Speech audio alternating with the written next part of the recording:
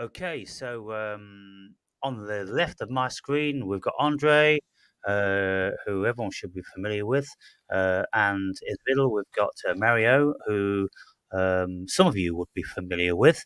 And so, well, um, uh, why not do it together? I'm pretty sure that we're going to have lots of things in common. And so, what was your subject matter that you wanted to talk about, Mario?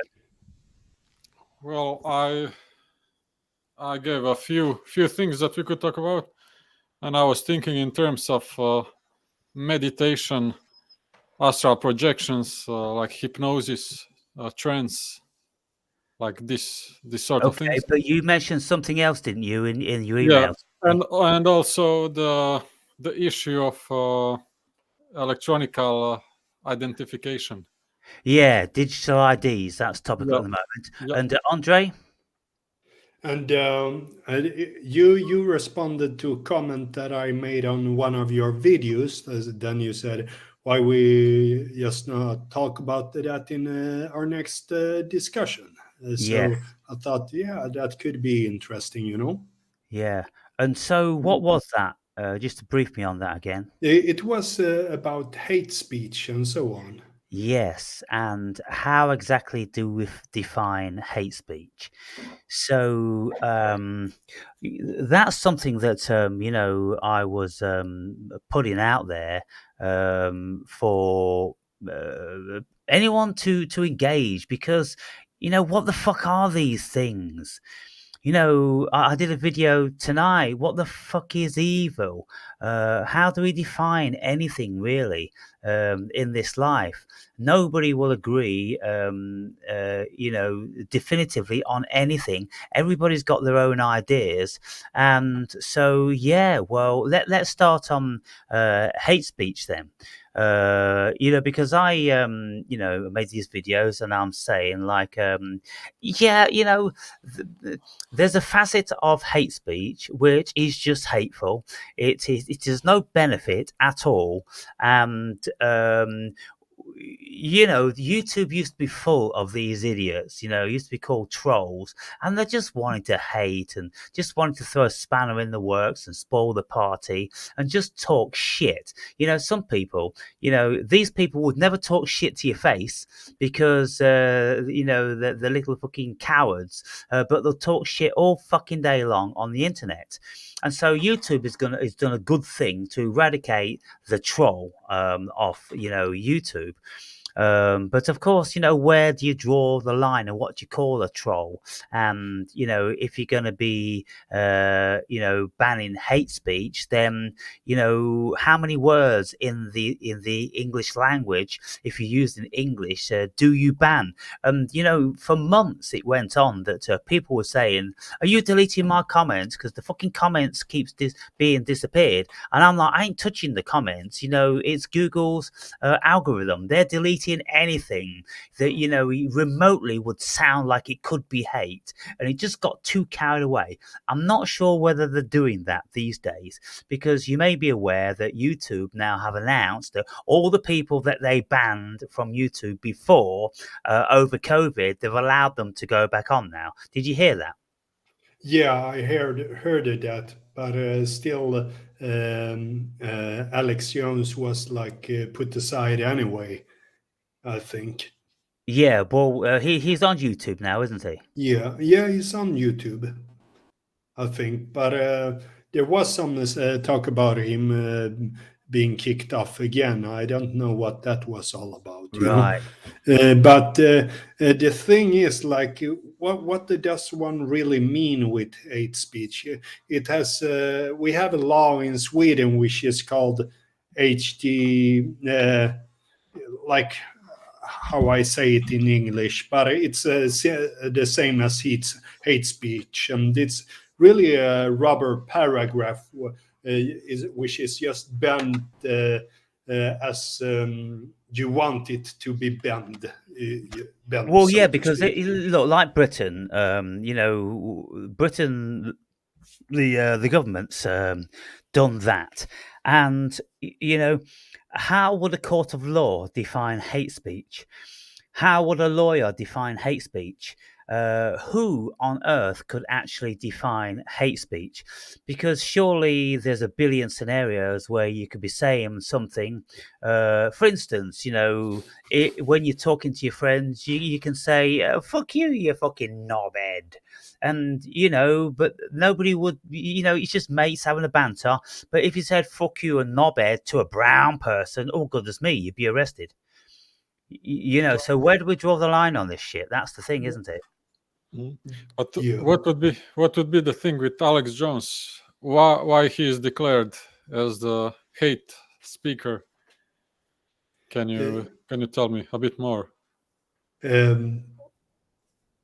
I don't know how they defined that for Alex Jones, and if I they mean, defined him as a hate speaker, but yeah, I would think that it's possible to define him as a hate speaker just because it's very arbitrarily and flexible how one defines it, so to speak. but I mean, he does not swear in his videos and does not use the curses.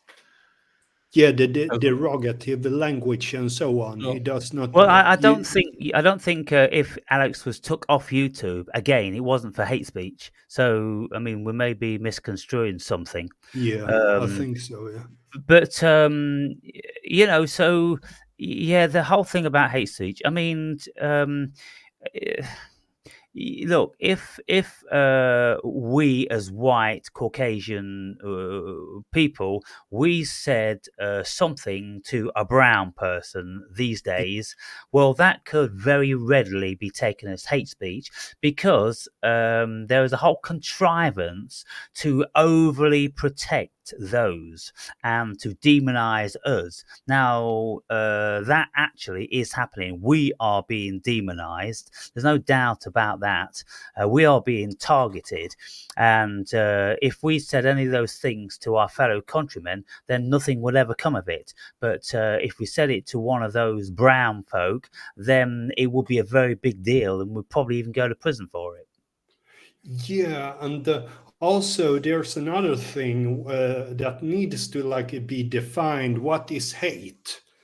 Okay, when we have defined hate, we can see that okay, sometimes it's based on fear, other times it's based on arrogance, and other times it could be just a defense mechanism of anger or something. But the intention is very hard to say whether it's hate or not hate, and also like um, it often is not just like it's something hateful being said when it's called hate speech. It could just be whatever, or it could be somebody who tells a funny joke, and then that is labeled hate speech, and so on.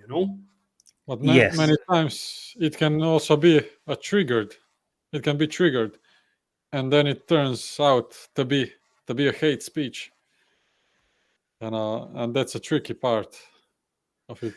Yeah, so Yeah. it's all down to interpretation at the end of the day. There's nothing definitive about this. Now, I did a video, earlier today, and I'm asking what is evil because everyone's going on about these identification cards are evil, and I'm like, for fuck's sake, everybody's just like using this emotive language for clickbait and this, that, and the other. And so I just went on to Google and I'm like, what is evil? What's the definition of evil? And then, of course, you've got the definition of evil from a Buddhist perspective, from a Christian perspective, from an Islamic perspective, from a lawyer's perspective, from, a whole myriad of perspectives whose idea and what the idea is of evil. And so one person in the comments said, well, evil could probably only be determined if we knew the intention of a person. Because I was using a scenario like this. I said, well, look, if I, for instance, wanted to give some money to a homeless person sitting in the doorway. And I thought I was doing a good thing. And then someone could say to me, "Oh, did you just give that homeless person, money?" Well, that's an act of evil. Or why is it an act of evil? Well, because that person's going to be buying drugs, and that person could probably die from those drugs. And I'm like, well, my act um, or a gift of generosity wasn't premised in evil. If this person takes some drugs and then he ends up dying, well, is that even evil? I mean, because he wasn't taking the drug with the intention to kill himself, I'm sure. And so this person could call me evil when I was doing an act of generosity and kindness. And so it's all perspective, isn't it? And I don't think we will ever get to the bottom of anything. Yeah. Yeah, it again comes down to this how we create our own reality in our mind. That's what it boils down to, doesn't it? We've all got our own reality from our own mind. Yeah, We all see the world yeah, in a certain way. We've all got our yeah. interpretation of these concepts. And, they all mean different things to different people. And when you've got something so powerful like evil, and it means something different to Christianity, it means something different to Buddhism, it means something different to, people in different cultures. I mean, for instance, the Islamists have a certain idea of evil, the jinn, and then Christians, they have an idea of evil, it's the devil. Well, what constitutes the jinn, or what constitutes the devil? And then they would go, well, acts of manipulation or deception or ill meaning towards someone. There's a whole bunch of things. Something that is destructive, I would say. That is like evil. That the only intent is destructiveness, so to speak. Yes. But then again, you need to know the intent, so to speak. Yeah, so it's the intention, and Yeah. that's the thing, and how could any court of law or anyone discern a person's intention if it wasn't vocalized by any given person, or if there wasn't, evidence written, prior to an act or something like that. And so I don't know where Britain's going with this silly hate speech, but they seem to have considered that they have the correct interpretation of hate speech, and they've been putting people in prison for it. But I think if these people could afford a decent lawyer, then not a single person would go to prison. Because at the end of the day, I think clever lawyer could get the client off with anything. Yeah. Okay, let's compare this thing. Let's compare evil to the one analogy that I heard. Like can you hear the falling tree? Actually, does the falling tree in the forest produce any sound? Yeah. The thing is, no, it does not. If you are there, this thing has to come through your ear, through the certain through Vibration and all that. yeah, and all sorts of little instruments in your ear, and that's the way how it gets projected to your brain. This sound that the tree actually made. But actually, if there is nobody around the tree, it actually this sound doesn't exist. If there is nobody to perceive it. Well, I mean, there would be all different sorts of creatures that would perceive it, but there wouldn't be anyone that could convey that to a human being. Somebody needs to be there to witness that they heard the tree falling, and well, that we can say then, well, what is the tree falling actually? Well, it's a movement, it's a vibration, and the vibration, enters our ears and rattles the little bones in our ears, and then sends a signal to our brain, and this that, and the other. So it's all Well, about interpretation, isn't it? At the end of the day, so well, I make videos and I'm mocking and in a state of despair really, because if we try to get to the bottom of anything, then it's really really difficult to do that. And It, it is a perspective on a perspective on reality in a way, some would say non-reality, but it's a perspectivism, so to speak. It's harder to see pure reality, but I think in a way that is where we are soon looking at different viewpoints, so to speak. yeah, But well, we are never binding the sack together. yeah, well, the question is, what actually is reality? Because reality is just a conglomerate of perspectives and ideas. And if we three were standing in the same vicinity and we saw a tree falling, we'd all see our own tree falling in our own way. And I could say, wow, that tree fell quickly. And you maybe think, well, it seemed like it was pretty slow to me. And I'm like, what do you mean? So what's your difference between slow and quickly? And then we have to discern, what's slow to you and what's quickly to us. And we've got to narrow so many things down, haven't we? And then I suppose we'd have to recreate the whole thing. And if you saw a tree falling down like this, we'd have to have a gauge of fast on one end of the scale and slow on the other end of the scale, and then we'd have to say, well, what do you define as slow and fast, and where does slow become fast, where does fast become slow, all these things. When does a hill become a mountain?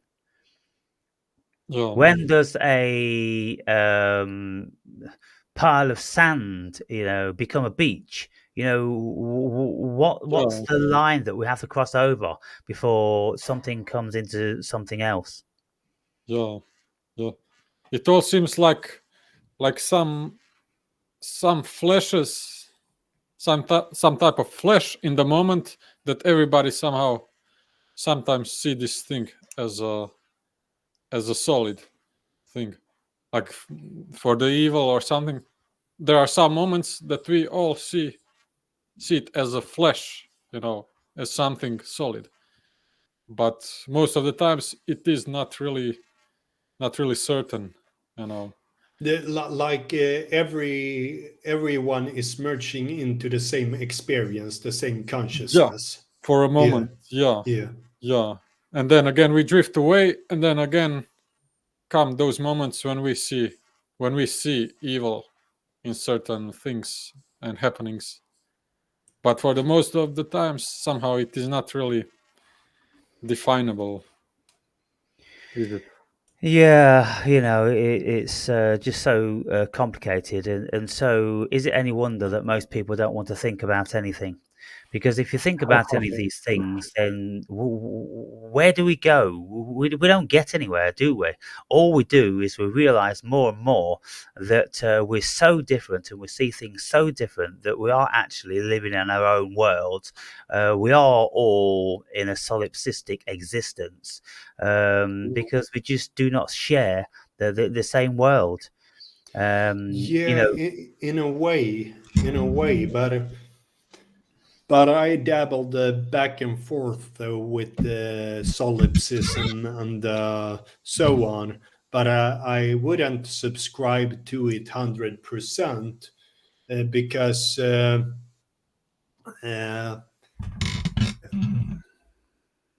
it just ain't 100%. Because if I would be the only conscious being, I cannot be 100% sure of that, but it's probably more conscious beings than only one, like me or like anybody else. You don't know if I'm a conscious being, but you can assume that I am, and I can assume that Mario and Aaron is conscious beings as well, and so on. Yeah. Um, But we what we can't do is ever experience somebody else's consciousness. So that reiterates our idea of solipsism, because if we can't experience anybody else's consciousness, we can only experience our own, then we can only verify that our own exists. And like you say, it's just an assumption that everybody else's exists. but if we go back to the Flash, which Mario talked about, then that would be a way to where it is like a sense of feeling the same or Yeah, sensing the same experience as yeah, the person next to you. yeah. Then we at least can have some feeling for it being like that, so to Yeah, speak. for instance, how often have we been with friends and we've felt something and it's been weird, and then we said to the friend, "Do you feel that?" And then the friend's gone, "Yeah, yeah, I feel some shit." And it's kind of like, what is it? Don't no, it feels weird. Something feels weird. So it seems like we're sharing something. So yeah, I mean, all these things, Uh, they're very very interesting to pursue, but nothing's definitive again. yeah, that's why it is really also really interesting to talk about meditation, because when we step out of the mind, we step out of the game, Yeah. and that is somehow really nice place to start off, isn't it? You know Well, this. yeah, because when we enter into that nothingness of meditation, then we can say to our friends or fellow meditators that we've been to that place, and we can describe that place. It's nothing, but it feels like it's filled with something. It's a very strange feeling, and if you can say yes, I know exactly what you're saying, and Andre says yes also, then it would appear that we've been to the same place. And how Yeah, is it that yeah, we can go to the same place within our individuated states of consciousness? yeah, yeah. It seems like it must be the same place. Yeah. It definitely must be. So if it is Yeah, the same place, then we are going somewhere um, within our consciousness. Our consciousness must be the same then. We must be sharing the same consciousness, even though we're not sharing the same awareness of the same consciousness. Because when we go into this deep meditative place, and we experience this like nirvana, the bliss, or however we term that, then we can get an agreement there, and then we can get an agreement on love. We've all been in love. We know what the expression of love feels like, and we can all go, yeah, I know what you mean. But yeah, we've not been any specific place together, have we? It's not like we've stood on the same stage in any venue to say that, yeah, I was there on that night you were speaking about, and I felt the same. No, this is something that's internal. It's a conscious experience. yeah, And so it appears to me then, when we look at this, we can be so sure that we know what love is. We're so sure we know what hate is. And yet these are not material things. We don't have to go anywhere to experience them, but we do experience them. And so it seems to me that when we investigate those avenues further, then we will discover that, well, everything is a conscious experience at the end of the day, and there's nothing yeah, really going on in the abstract. And when yeah, Mario spoke about a flash that we all seem to have an awareness about, well, that flash didn't go flash outside in the abstract, did it? It went flash in yeah, our minds. yeah. Again, it was in the mind. Yeah, yeah. That's why I'm constantly trying. to make myself aware more and more that everything is happening here, in my head, and to be, as much as possible focused on my head, of awareness of my head and my mind, and not to be, as less as possible to be out in the world, thinking that it is happening outside of this thing, Yeah. Yes. Uh, and yeah, I You look feel like more and more like you're inclined to, to feel this chakra, and to really, explore it So, more and yeah. more. you specifically explore the crown chakra, or Well, I don't know. I don't go too much into these, descriptions and detailed, descriptions of these things. I just somehow go with the intuition, about these things. yeah, You because know. then it becomes distractions. It can be. Yeah, if I'm thinking too much about, this is highest chakra, it has purple color or red color or this and that, this kind of symbol, it is just too much of. And they're just ideas. In any case, they're just projections because we Yeah, don't actually have those colours and wheels within us. They're just yeah, ideas. And if someone's felt like something was spinning in their chest or in their throat or in their temple, then okay, maybe you could think, well, that's a chakra. But personally, in all my years, I've never felt like anything's spinning. I've never felt like any energy is concentrated in any particular place at all. yeah. Yeah, I just, feel it. I'm just going to explore it and feel it, what is there, and not to, you know, not to take some descriptions by other people. Yeah, You so know. you just close down the ego and you enter into a space. Yeah, yeah, yeah, and yeah, And so that space then is fundamental. That's what Buddhists will consider to be fundamental, yeah, uh, because there's an awareness there, and I would say that when you get really deep, that there is no consciousness there because you're not conscious of being in mhm, that place when you go really really deep. But when you go really deep and you go beyond consciousness, you cannot go beyond awareness. Awareness is always there.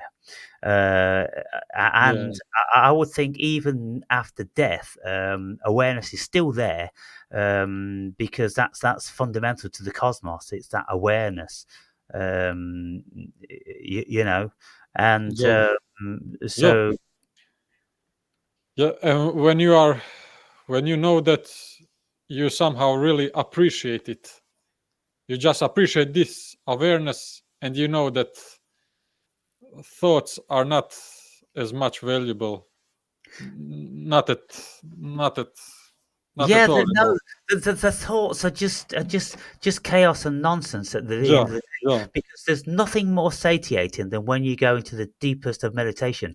Have you ever been there, Andre? Have you ever been lost in meditation where your consciousness goes on offline? You don't even know you've got a body or you're on the world, anything like that. I know have talked about that before, and I think you have gone vastly deeper into it than I have, even though I meditated for a long time and so on. But I think that I always have had a way of being very into it, even as a child, and very sensitive and feeling inwards and so on, even as a child. Hmm. But have I gone to an more extraordinary kind of meditation? Um, I don't think I have searched for it. I just meditated, and I Yeah. also asked myself if, in a way, I often have like a pretty good uh, um, uh, like base state for it generally, even if I go in and out of it. Uh, But certainly, I haven't tried in a meditation or anything like that. Yeah, Yeah. but Okay. I can be very in tuned, and I can be very blank, you know. But that I can without meditating as well, Right. you know. Hmm. Maybe you are not completely aware of it, but I would describe it like this: when you are literally, when you are sick of all the influences of the world upon your mind, then you say, I've had enough. I've had enough of all the influences of the world, and now I'm just going to go completely blank. I'm going to empty my mind completely. Yeah, that's a very And good description, and it's very utilitarian. It really yeah, serves a purpose because it just gives you a rest, you know, a yeah, respite from it all, and that's the yeah, wonderful thing of a regular meditation because Yeah, you can escape the world anytime, yeah, every day, and it's a beautiful yeah. thing. Yeah, I yeah, think I do that regularly, like that. You know, it's just a part of life, you know. And sometimes I might meditate more, other times I might meditate less. But I often have a easier time meditating around people, you know, and Mm. be more blank in my mind. And also, I mean. Uh, I could take, for an example, between the sets when I train in the gym. I take put my clock on 2 minutes pause in between, and I sit blank in my mind like that at Mm. times, you know. So it's something that I feel is applicable to life through and through, but also that one need to remind oneself of always practicing it, even in the small things, you know, Yeah, doing the dishes, yeah, doing this and that, you know, yeah. being Walking well, in into, nature. well, yeah, walking in nature and so on. Yeah. as I said, when you are sick of the world and of all the wrong influences upon your mind, then you will do it because it is the right thing. You know, it is the right place to go. When you are Yes. influenced by the wrong things, Yeah, then you will be sure that meditation is the right path. You know, that's exactly. how I see it. It's kind of a rebellious thing against false reality. Yeah, that's right, Mm. against forced Yeah. reality. So, what do you guys have to say in relation of the digital ID? Now, you may know that our Prime Minister announced a couple of days ago that his government is going to be putting through compulsory digital ID by the end of 2029. And I have been espousing that uh, I don't think that we need to get too overly concerned about it. You know, I don't know, British people, they're kind of like obstinate and they rebel against everything, you know, mentally. But, you know, I don't think these days they've got too many balls to go out and really do anything about it. But there's lots of countries around the world that have got the digital ID and they haven't got nightmare stories of the state, you know, knowing the last time they masturbated and you know, entering their bank accounts and following them everywhere, and the mind just gets carried away with all this Yeah. stuff. And I'm not Yeah. saying that ultimately, that isn't what governments want. They do, but what I'm saying is that people have to get used to the idea of them um, being absolutely powerless in the very distant future, or not the too distant future, because the world is closing in around them, and more and more is being known about them, more and more is being stored about them. And with the advent of AI supercomputers and all the rest of it, and no jobs anymore, well, in 10 years' time, I'm pretty sure we won't recognize the human being. And but you've got silly people thinking that they have power over the state and over the way the world is going. And they think they are not going to be taking the digital ID and they're not going to be ultimately chipped. What do you guys thought about this? Have you thought about it for some time? What's your perspective on it? Well, You can start, Mario. mhm. Well, my concern goes as far as question of privacy in terms of, for example, like the main thing, if you would like to order like cannabis seeds, and this could be a problem. I see these like these things that are on the edge of legal issues and freedom. These things kind of concern me in this Yeah, in this way. that's a very good point, because when there are things that they don't want you to have, it's going to become exceedingly difficult to lay your hands on them. Most Yeah, certainly. yeah, yeah. Maybe they will have they will take power over these things that we see as natural, But but then they you don't see see, it. but then when I was buying DMT from a friend of mine in Holland, we never mentioned anything about DMT. We used code, and I would write an email to him and say, can you send me those bluebell seeds, or what about those rose petals? Can you send me 1 gram of those pink rose petals? You can say anything, and Yes, exactly the kind of nobody's ever going to be able to language me and my convict that. friends can use with things as well. Yeah, and so you Yeah, just send the that's money. true.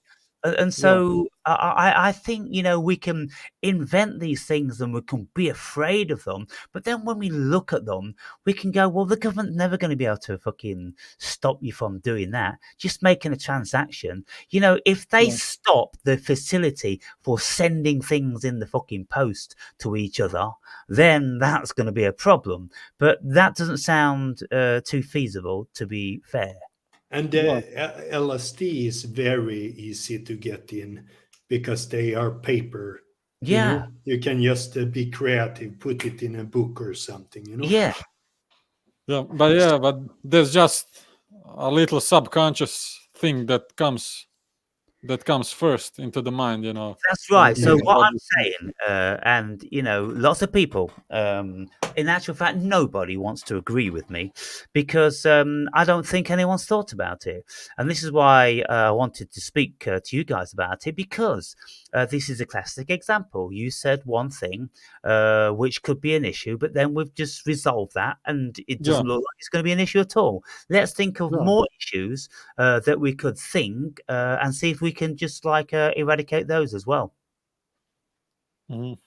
So Mm. if I have a digital ID and it's on my phone and it's got my name and my address, and I'm a British subject, and my date of birth and my national insurance number, which is the only details an employer needs. Now that's what it's said to be used for, and that's what it said. The reason is it's being implemented to stop the mass influx of foreigners coming into our country and working illegally. So, well, if that's the only data that's on the phone at the moment in time, well, that's exactly the same as the data which is on my driver's license, save for my national insurance number, which is on another document. And so, I mean, someone could say, whoa, what if someone gets hold of your data on your digital ID? Well, it's in your fucking phone in any case. You've got online banking in your phone. You've got everything you've ever fucking bought, and all your friends and your family, and photos of your mum's pussy. That's if you're Southern American. You've all got your mama's pussy in your phone. But yeah, I mean, this data's already out there, isn't it? And so I'm trying to think, and I had a conversation with AI, and I'm saying to AI, well, what's the problem? I say, you be devil's advocate. You tell me what the problem is liable to be, and then it's kind of like, yeah, well, they'll probably get your medical records, and then they want to see in your bank account, and I'm like, well, they already can see in your bank account if you're in receipt of benefit in Britain. That's already a thing. And they tried a year ago or two to make it compulsory so they could see into your medical record. But as yet, they haven't been allowed to do that. But lots of people give them access to their medical records if it's legit. If they are claiming benefit for illness, well, why wouldn't they give them the medical record? It's all fucking there. Years of my fucking trauma and distress and this, that, and the other. But if you are defrauding benefit and you are not ill, well, of course, you don't want to give them your medical records because they're going to go, well, prove to us that you've been sick and you must have a record on your medical fucking record. And if you haven't, why haven't you? You haven't got a record of your illnesses on your medical record. We must be a fabrication. So, if people are legit, then they don't have any concerns. But if people are fraudsters, then of course they do. And so let's try to find another reason, if you are legit, why you should be worried about it.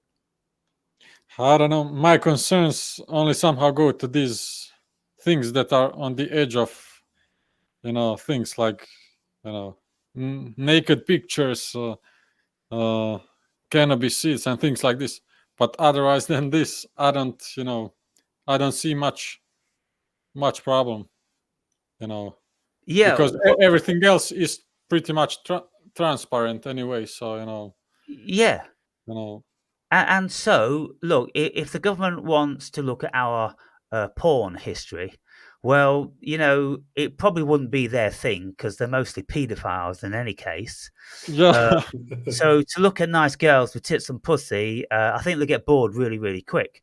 But if we were paedophiles, then that would be an issue, wouldn't it? But most of us are well, not paedophiles, so that's something that we don't have to worry about. And because watching porn is a perfectly natural thing, and it's like opium for the masses, well, they're never going to be able to take that away. Yeah, it's actually also a weapon, one could say. A weapon. Yeah. Right. What just happened? It just bleeped. Yeah, it's the conversation is ending in 15 minutes, it says. Yeah, okay, because because now I'm speaking with more than one person, then they want to charge for this. So all I'll do is I'll just send you another link out at the end of the hour. Yeah. Yeah. yeah. I mean, let's look at the things from this perspective. For example, you send to your lover, you send some half-naked picture or something like this via some social media, and this could be issue in my mind. What do you think? So you send like half a naked picture, and like, let's assume it that they can somehow see it as if you are sharing some not approved. Well, okay, yeah, but the digital ID doesn't include that. Social media, that's the social media issue. Uh-huh. So, Yeah. I mean, Okay. Yeah. I so somehow connected everything, but yeah, that's right. That's what people are doing, you see. They're connecting Yeah. everything. They're thinking of the absolute worst when the government knows absolutely every single thing about us. Well, I think we're giving the government too much credit because really they're not that smart. And it's going to take a long, long time before they can collate all this enormous amount of information into one digital chip. And so this digital chip knows every time we go on social media, it knows every single social media platform, it knows every single video we watch. But by the time that happens, it's time just to fucking check out of this dimension, isn't it? And why would they want that? Why would they be so interested in everyone who's talking to everyone? It's a massive amount of data at the end of the day. And I'm not sure that the biggest computers can deal with all that Yeah, stuff. yeah, they can use it maybe in ways that we are not aware of at the moment, but at the same time, I don't think there's much to worry about either. Uh, it's just things that hasn't happened yet, and when they happen, I don't know. It's not that big of a deal, I think. But of course, there's psychological things that governments always will use to push people around and so on in different ways, and the the the the battlefield or whatever one wants to call it. Changes and will change Yeah, through AI and all that kind of stuff. it's a natural fear to fear the unknown, and I think that's what the vast majority of people are doing. They are just fearing the unknown, and they are fearing the government knowing about all the things they know they shouldn't be doing.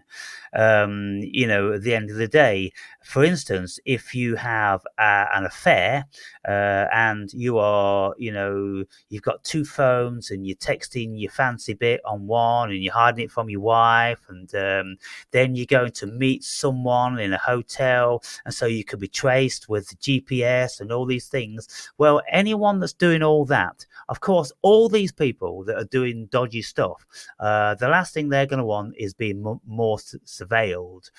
And if you're not having an affair, and if you're not, doing all these things that you society finds abhorrent, then I don't know whether there's too many issues.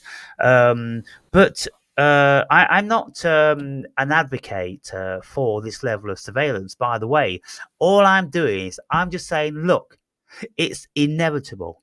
It's absolutely, in my mind, 1000% inevitable. I was talking to AI and I said, AI, after I had all this conversation about the pros and cons, I said, can you tell me without pulling any punches what your absolute consideration is on this?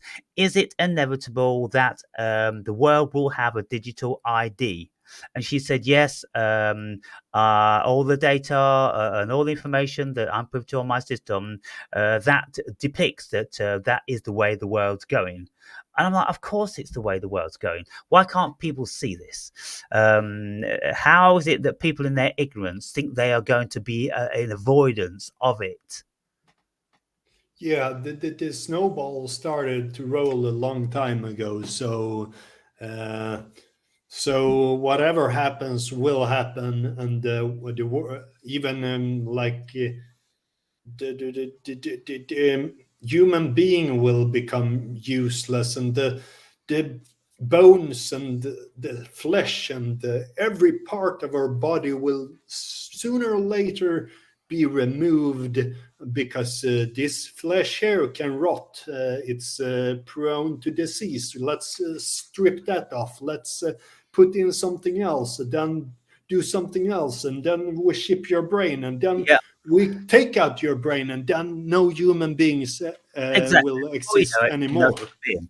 I would think that most certainly within 50 years, we'll all be cyborgs. We will have components in our brains, like the Elon Musk Neuralink. Um, these things have been written about in sci-fi movies for many, many years. We've had this thing like Star Trek with the Borg for many years. All we need to do to know where humanity is going is look at where our sci-fi has pointers. Now, Yeah. there's one movie, it's called Mother. Have you seen that? No, but I started to think about another movie where a man starts to merge with his TV, and technology merge with man and so on. Yeah. Well, okay, this film Mother, it's set in the future when the computers have wiped out humanity because they wanted to start again. And this one girl is on this one spaceship or in this module, which is on Earth still, but only it's completely self-contained.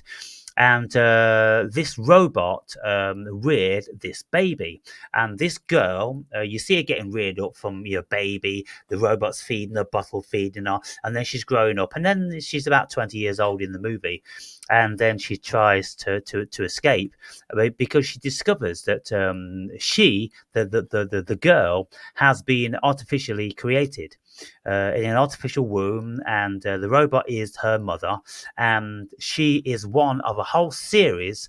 And what keeps happening is the human being created isn't perfect, so the robot destroys that human being again, and then goes back to the batches of ovaries and semen, and then starts the process again because the robot AI, she's called Mother. He's searching for the perfect human, and when the spaceship's created the perfect human, male and female, then it wants to start the human race again. Now, I don't think there's anything wrong with that. I think the human being has got so many terrible flaws that it really does need eradicating and starting again. So, what do you guys feel about that?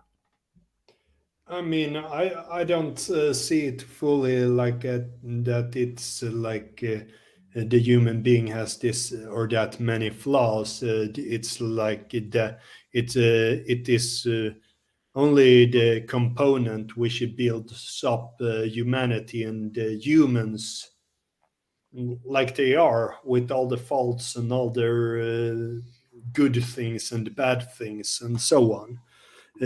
Because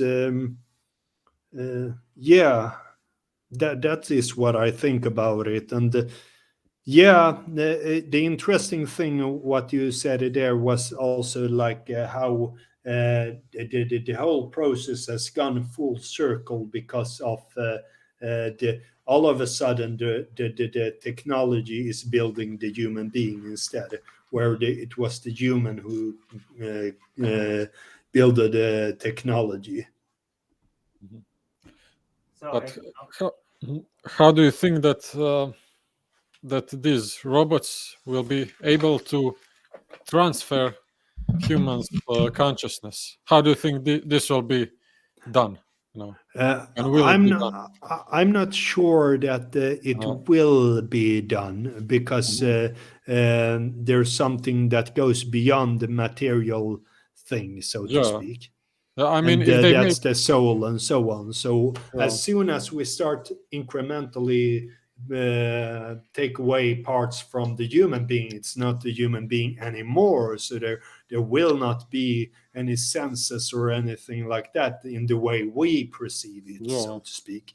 It would if the nothing. I mean, incrementally, Right. 80% robot, then you're 90% robot, then you're 100% robot, then you are not a Ow, human being ow. anymore at all, you know? yeah. And it's a question whether the soul will leave the body before or after this has Uh-huh. happened, so to But I speak. mean, if they make cyborgs out of us, will they be able to make a little children from these cyborgs or not? You know, how do you think? Yeah, yeah, that has started to be experimented on in China, I think, already, where a robot is giving could uh, give birth to a human being. I don't know if it can it already, but Yeah, they are in the apparently creation of it. those wombs apparently they're for sale for $1,400. Well, Did you hear me, Andre? Yeah, I hear you. Yeah. And so okay, well, I mean, um in relation to the digital chip, there's lots of countries that already have them. France has them, Australia has them, and Estonia has had it for 20 years. They do everything online, and nobody's talking about a big brother nefarious state dystopia, And I just think, people just they need to chill the fuck out. They need to realise that we're not actually in George Orwell's 1984 at this moment in time. I think we've got a few years. Yeah, a little bit of a Brave New World and little bit of Yeah. 1984. So And I to think they speak. should educate themselves as to the capabilities of AI and government and all that before they start to get carried away with all of these fears. And also, I think it might be time for the human being to start sorting themselves out. Because if they've got all these things that they want to hide from society and from the family and people like that, then maybe they might want to look at cleaning themselves up. Yeah, one might think that in a way, but I also think that they will not do that. So to each his own. Yeah, they're not going to do Yeah. it. It's not really easy to keep the things perfectly clean. It's not Yeah. really Yeah, when you look at the human being with all of their flaws and all of their addictions, and all of the things that they surreptitiously do, well, is it any wonder that they don't want Big Brother looking in on all this stuff? But you see, with the digital ID, it's only very, very. Can you see my little friend Andre? Yeah, I see it. I have very hard time focusing on two things at the same time. So she's about 7 weeks now. I've had her 1 week, and she's really got big in this last week. Yeah, that's the little one, right? Yeah, Yeah. I've only had her a week. Well, she's already pretty big. Pretty big. Yeah, and But she's fast.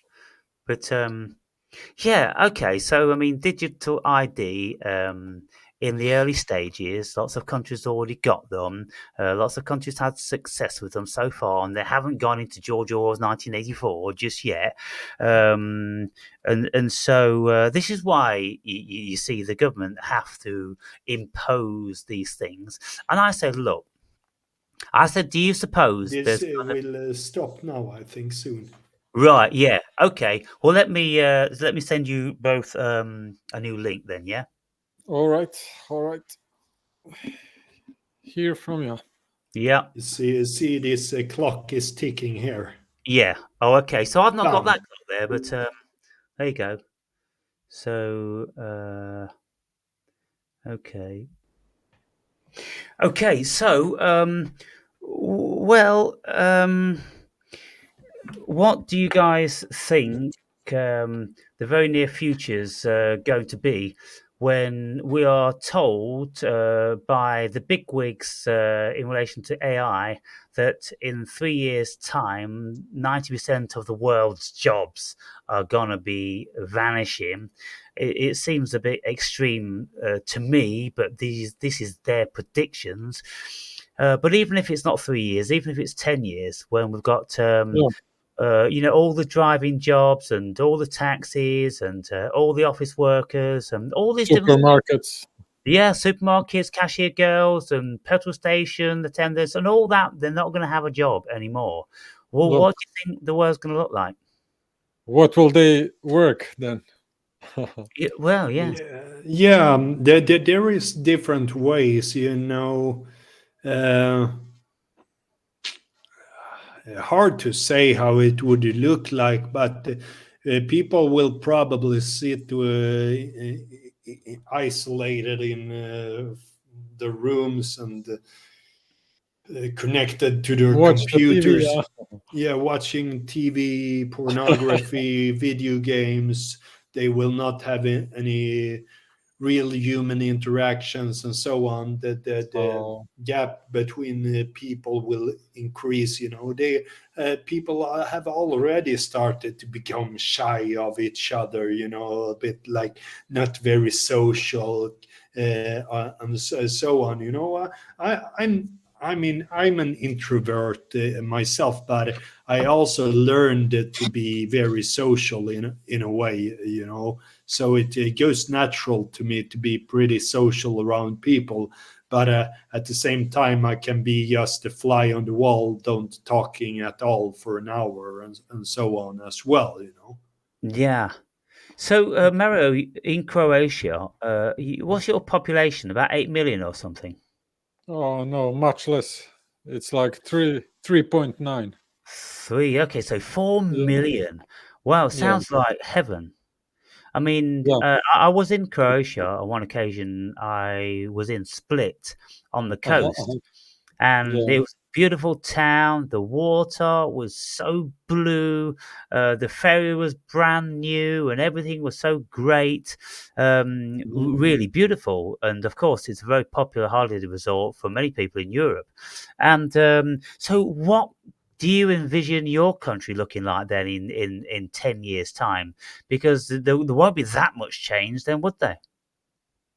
Yeah, yeah. I have to say that it really is really nice place considering, you know, having a lot of space around you. It's not crowded at all. There's a lot of nature and everything.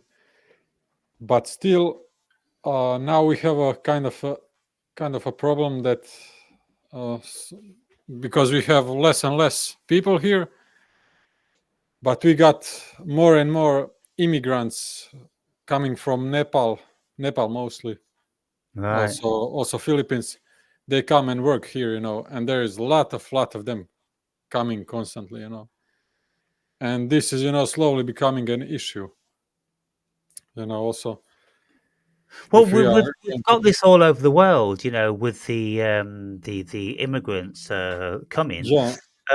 because that there was speak that we in the Western world we're no longer producing enough offspring to keep our GDP at its current rate or even increase it. And if the population starts to reduce, then the GDP is going to reduce, and the government's going to get less empowered. And of course, they don't want that to happen. So they want more Yeah. slaves, they want more Yeah. revenue creators. And so they've opened the borders. But also, what they want is they want a coffee colored world. And they want to mix all these different nationalities in. And they want to share some of the wealth. And, I'm an advocate for lots of that. Lots of Mhm. countries around the world have been very, very poor and impoverished for a long, long time. And so to Yeah. share a bit of that, I don't think it's a And bad thing. Yeah. I think Yeah. like that this is the thought by Joseph Kalergi already a long time ago, you know. He who created the EU project, and he Right, has said himself that he wanted people to mix up so we get a more low IQ breed of people, you right. know, and more. And he said also that it should be this coffee brown mixed kind of people, so to speak. Hmm. So that's also a way of controlling, because it's easier to control like a savage villager from some sub-Saharan country, you Yeah. know. And And especially someone who doesn't speak your language. They come here, but they don't know the language. They can hardly speak English, and it's really easy to have a control over them. And Yeah, but yeah, yeah, I think that's a very narrow way of looking at things because yeah, we in Britain we had a massive influx of Biafrans, Indians, Pakistanis, and many varying cultures around the world. And when Mhm. they came, they couldn't speak the language, and they were very different in their culture. But now those communities are some of the biggest business owners in the country because they're very industrious. They share their business information with each other, and they're very money oriented, and they've got a lot of things, and now Britain is better for having those Indian restaurants and cheap clothes imported from Taiwan and China and India. Well, And all these things. And now, the government doesn't control them any more than it does the indigenous people. And so this control thing that people come up with, I don't think it's real. I just think it's another Yeah, fear-based thing. yeah, it's kind of different with Indians and so on. We have some Indians in Sweden, but it's not like threatening people. I have barely met any Pakistanis in Sweden, but I know a certain place, and I know it. They come with a lot of cockroaches, but otherwise Indians have no not have any problem with no, no, Indians no, whatsoever. But if we take Middle Eastern or African people, like is violent and very brutal in their behavior, slaughtering no, people and so on. It's a different story, because they also come with a very low IQ generally. I mean, Africa is a continent where they have like 80 IQ or something. Going to Middle Eastern, many countries they're very low IQ as Oh well, and yes, that's but this not this is much only you can do about low IQ. And I mean, the general IQ is not very high in Sweden to begin with, but yeah, at but least it's surely. higher than them. Yeah, these things, Andre, it's only one generation, because by the time these imports have had children, they all get inaugurated into the education system, and then they are the same as any other citizens with the level of education and IQ and this that, and the other. And so well, I think the initial teething problems that all these countries have. Of course, you've got initial problems. But in one generation, two generation, look what happened in America. Everybody in America was a second generation. They're all imports. They're all from all over the world, and now Americans call themselves American, whether they're Italian, they're African, or whether they're Irish or Chinese or whatever. They consider themselves American. And they're all doing very well. And so I don't think. I'm becoming more and more skeptical about all these super big conspiracies that it's all about control and it's all about this because I've got the ability to be able to look at things from as many different angles as I can, and I well, look at it from a bigger picture. That let's just suppose that there are philanthropists out there in the world. They do want to try to end wars, and they're thinking, well, how are we going to end wars? Listen, if we do this, let's just say there's been lots of problems with the Western world and the Middle East for years and years. How can we eradicate that? Well, if we intermingle them. If we intermingle them, then no one's going to go to war with anyone because you're going to be killing their family members. And so, this is the oldest trick in the book.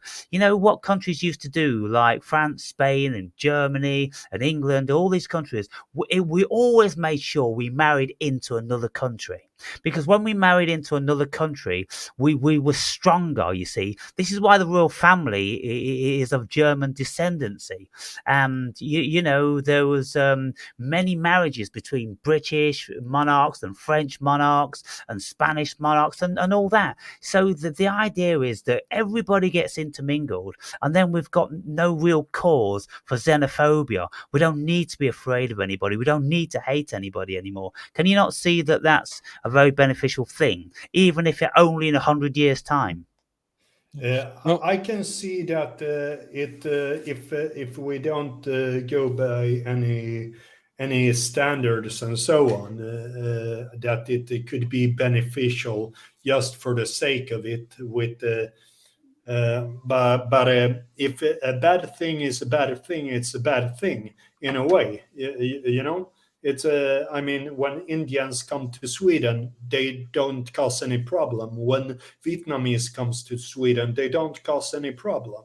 But I think also you can read into people's not only the racial part but also the facial part. You can see, okay, that's like that kind of person. If you see this certain kind of nose, certain kind of facial structure, okay, that's like people that have these certain traits. If you can, this is things which you might even be able to read subconsciously, but when you know it, you know it. You know, like we said before, if it walks like a duck, if it walks like a duck, it is a duck. You know, Yeah, no, and most people that comes from those very dirty countries, they are often like that. I But then know, but again, I know a lot of people that are not like that, but they are often the exceptions to the yeah, what is but common, so to let us speak. not think too myopic about this. Let us not think too presently.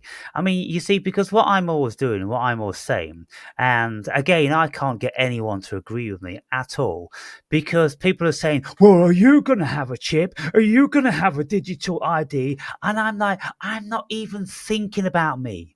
Me isn't a consideration. I will just blend like a chameleon into anything. I don't care who comes into this country. I don't care what happens to this country. It is going to be what it is, and I'm going to meld into it and have a human experience. I'm not going to live in fear, and I'm not going to live in hate. But what I'm saying is that, there are teething problems with all these issues. And if the whole of Afghanistan and Pakistan come into our countries in 100 years' time, they're all going to be assimilated. And these features that you speak about are going to be blended into everything else, and the traits also. And so by the time these people that were doing so many rapes in their own country, well, once they know that they can't do it in our countries through one generation, then we've got over those teething problems, and that's what I'm saying. But their countries is a result of a mass rape. But it is, you know.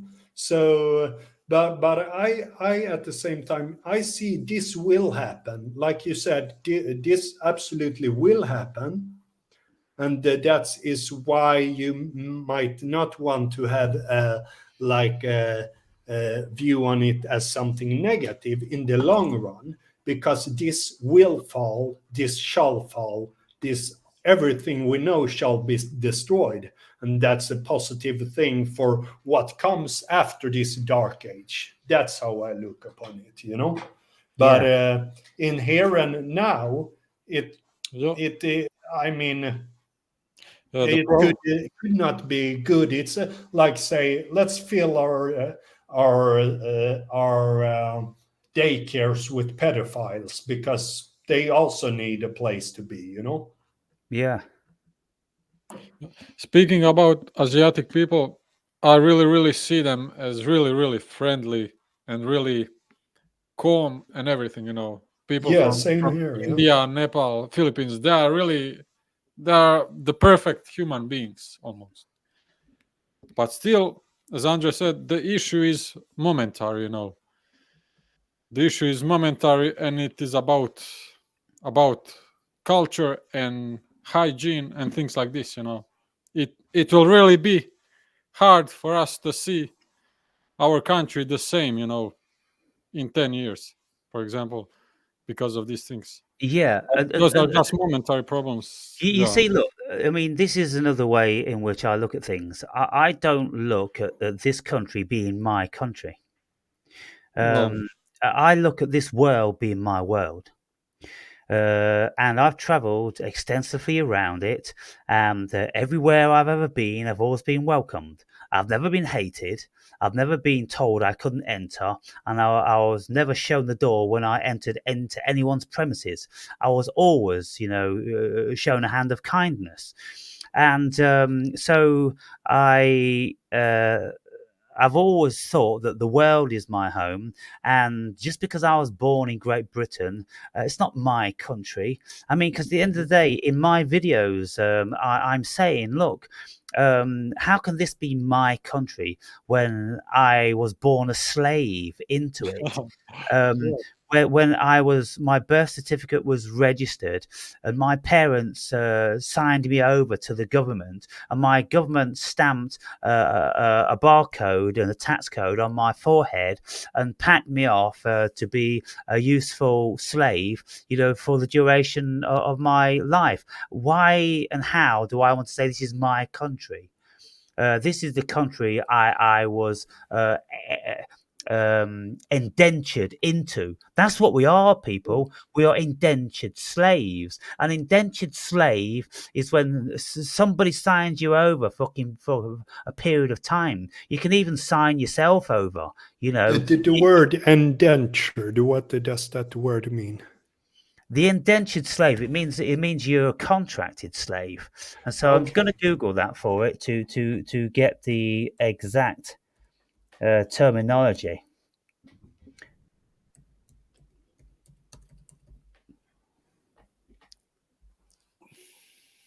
So it says here, an indentured slave is a misnomer. There is no such thing as an indentured slave.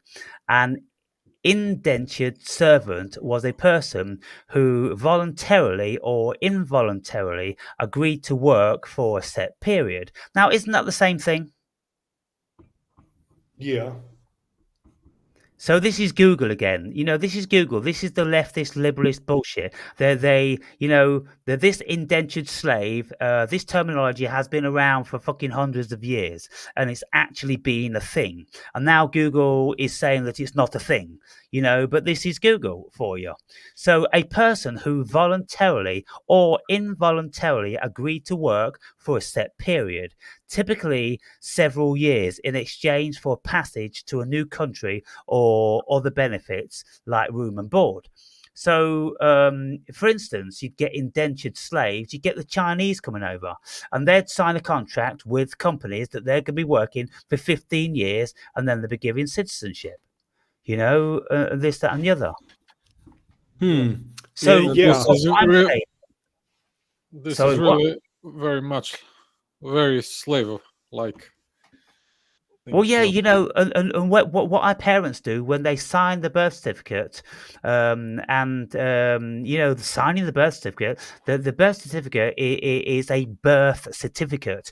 Now, this is what all shipping is maritime law, because when a ship makes dock in a country, then it has to have a birth certificate for all goods coming off that ship. They're all registered with Inland Revenue, right? So why is our certificate of birth, who come out of the birth canal, the same as maritime law?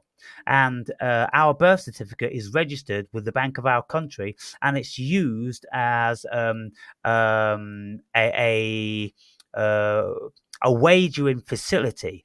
For instance, if Great Britain has got, say, like 30,000 working age citizenry, then Britain can borrow on the premise of that, because it's got 30 million people that are going to be generating X amount of money, and that money can be forecast, you see. So then it's like going to a bank with a business plan. You go, look, this is my business, and this is my forecast, and this is my chattel, this is what I own. If you're a farmer and you've got 50,000 head of cattle, you go, well, in 10 years' time, I'm going to have X revenue. That's what companies do with us. Yeah, of course. It's just a modern way to have slaves. Yeah. Uh, that absolutely, it's like that. Yeah. Yeah, I so I mean, don't call any of my country my own, and I don't think it's going to be too long before none of us will be calling our countries our own, because there's a certain sector on this planet that want to break down all borders. They don't want any borders, Yeah, and Yeah, and definitely. that is whether there is a plan or there is not a plan. It still shows the sign of diversion, and things are breaking down, and it will break down. The racial barriers will break down, everything will go to pieces, and it's very apocalyptic, but that is also why it's so important to meditate, because this apocalyptic part is inevitable, it will happen, and you just need to well, be why do present you in think? it. Why do you think it's going to be apocalyptic? Don't you think that if borders are all melted and nationalities are all melded with each other, and we all speak one global language and we're under one global governance, we are citizens of the world. We're not Croatian, we're not Swedish, we're not British. We're already there, aren't we? To a certain degree. I mean, you can look upon it like the human body as well. You know, we come closer and closer to the matter. We come closer and closer to the machine. The bodies of people will start to break down. They go with their mobile phones like that. They will have their mobile phone in their head, and so on. And whatever technology they are using will merge into their body instead, and the flesh will be stripped away. The brain will not be there soon enough, and that is also part of it. Also, I think it's on all front. It's like the similar thing happening. Everything merges into the chaotic. Everything molds together, and That everything becomes absolutely meaningless. It becomes like rot, Yeah. everything. I mean, what these companies do, like these companies that bring these foreigners, they just give them at the least space they can for them to live. They live in really really small rooms. Like 10 of them. Together, and it is really kind of really sad. This is also the reason why I see it as something not quite right. Because the whole system about it is meant to be just like a complete slavery. Yes, so obviously that should be illegal, and doubtless it is illegal. And you see, this is Yeah. why they're bringing in this digital ID in Britain to stop that from happening. So the indigenous Mhm. people of Great Britain cannot do that to people coming in. They cannot stick 10 in one room, sleeping on the floor, and pay them, €5 a day. It's inhuman. Mhm. It's completely illegal. So that's what we're trying to tackle. This should be tackled all over the world. Yeah. But But even there is one thing they say they do it for. There's another thing which is their true intentions, and Yeah, that's always the case with politicians. And I mean, don't disavow all this as something bad, but I just see everything as inevitable. People will die. People will this this or the other. So far, I enjoy a lot of stuff, and a lot of the stuff that burdens other people don't burden me. But at the same time, if I go and look at what I see as right and wrong, here and now. I mean, I'm a bit ambivalent. Let's put it that way. ambivalent. Yeah. Well, I mean, I suppose you could say I'm ambivalent because I don't have a horse in the race. I'm not fighting for a British nationalism, British people with British Sunday roast and a British flag, and these things mean nothing to me. But on one level, you still enjoy it a little bit. Well, I mean, what Well, part? just a little bit. Yeah, What part? yeah, well, you enjoy like looking at the uprising. It's like kind of interesting, right? Oh, yeah. I mean, I find it interesting, and I'm like, yeah. I mean, it's a three-dimensional movie for me. But tonight I ate Indian food. Yesterday I ate Mexican food, and the day before that I ate British food. And so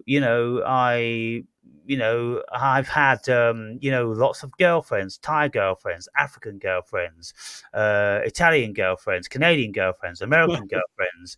I'm multicultural, and I think the world should be much more accepting and stop thinking about themselves too much, because the Western oriented person has had it very, very good for a long, long time on the back of other nations that our country is robbed and raped and stripped of resources.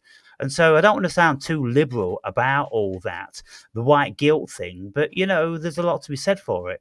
And I just think now that when you've got super rich countries and absolutely poor ones, in this day and age on a small planet, it has to end.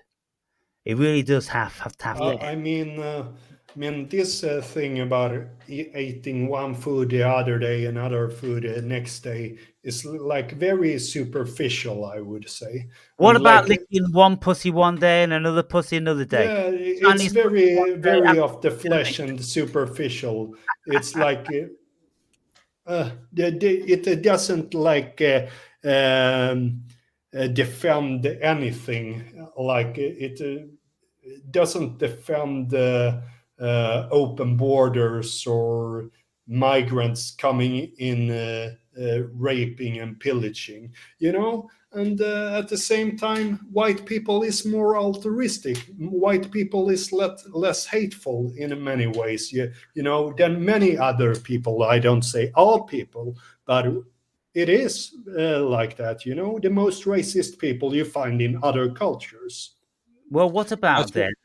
Sorry, one more thing. The Philippines and Cambodia and countries like that are renowned for having a massive influx of Western paedophiles, and so they could be saying, "Look at these European paedophiles coming to pedo our kids." Yes, it happens, but we can't tar all Western people with the same brush, can we? No, that's really nasty. Yeah, absolute. There's no defense for that. But one bad thing doesn't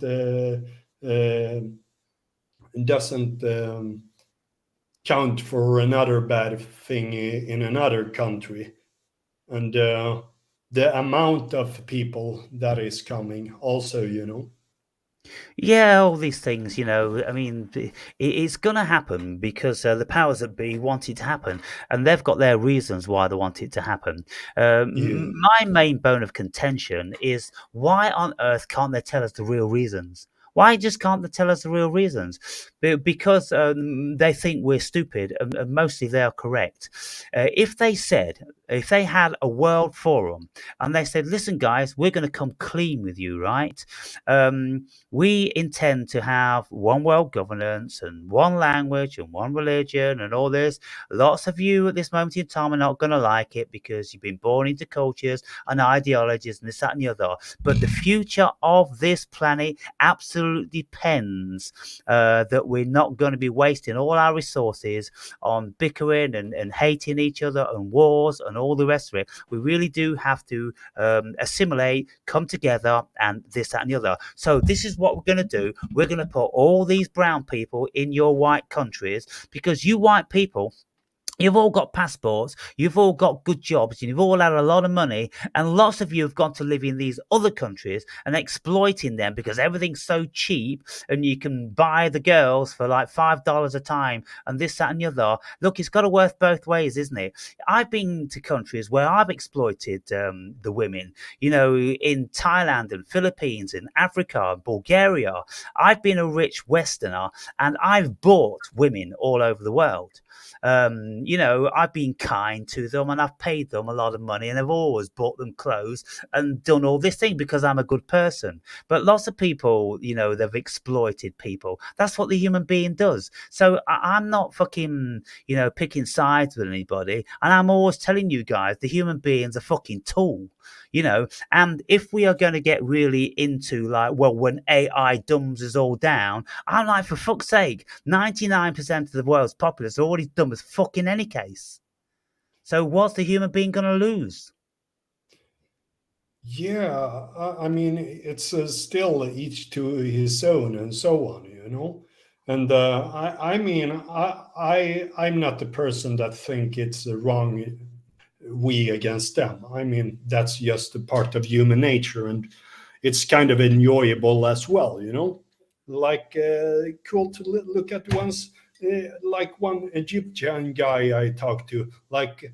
I talked to one Iraqi and one Egyptian guy, and he said, "Yeah, if I had a bunch of Egyptian friends here, I would look at the Iraqi as like less than us Egyptians, and if he had his Iraqi friend here, we would be the best people and those the worst people, but we wouldn't hate each other, but it would be like a bit of competition and so on, and it's natural that that's ingrained into men and so on. But looking at it from a scale where just forcing the borders and the people that come here has already a bad perception of the Westerners because some people that are Westerners have brought war to their country, while they are still propagating for look at how bad we have treated you. You are like entitled to get everything in our countries and so on, So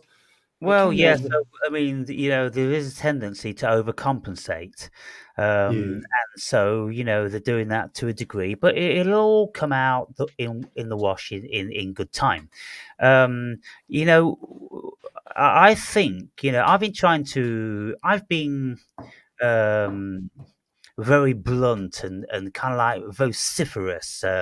I've been purposely trying to agitate my viewers by being, very left or very right to see if I can stoke up some emotions and something like this in my viewers. But I'm telling you something, people, and it's very, very concerning. Hardly anybody has got anything to say about these things. They're so fucking full of apathy. Most of them are ignorant as fuck. They don't know what's going on in the world. They don't care what's going on in the world. And they've got their own little thoughts, and they're sticking to it. And it's just ridiculous. It's fucking diabolical, to be fair. And so I just say to myself, well, you fuckers deserve everything that you're going to get. Don't be fucking complaining when all this shit's coming down because you've never ever bothered to learn about any fucking thing. That's what I'm saying to the masses.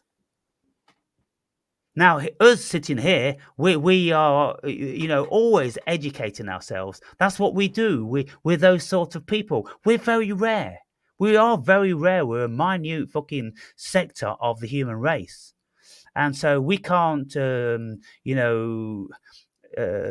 us all as the same. We're very, very different. And so I look at the human being and I go, well, look, all these things wouldn't be happening if you all had an education, if you all knew what was going on. But you don't know what's going on. You've had it too good for too long. You've become fat, lazy, and fucking non-respondent here.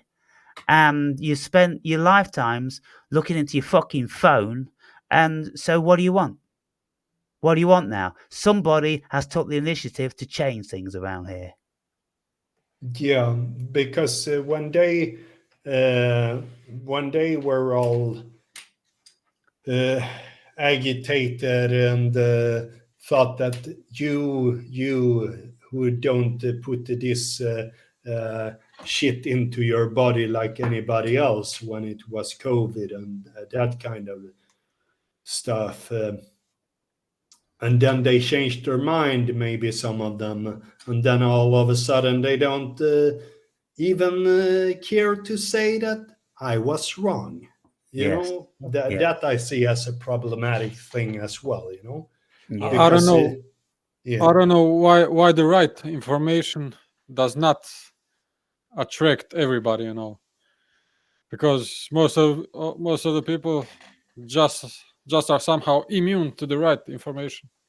Because, for example, as you are speaking about COVID, there were a lot of scientists that proved that the problem was uh, uh, that these injections that they would make in human body a lack of vitamin D, and this was like so this would be like a big problem. And but why does nobody hears this information or is interested in it when Well, they hear it? it's incredible. No. I don't know whether you ever tune in to American politics. Do you? yes.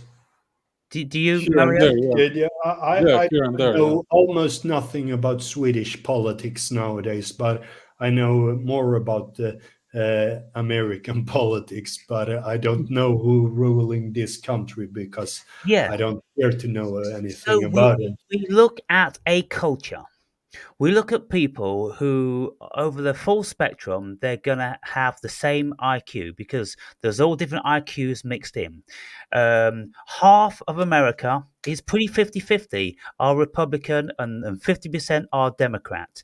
They hate each other to the point whereby they jump up and down with joy when someone is murdered, when someone is assassinated, because they're being saying something that you don't agree with or they didn't agree with. What sort of fucking sickness do these people have?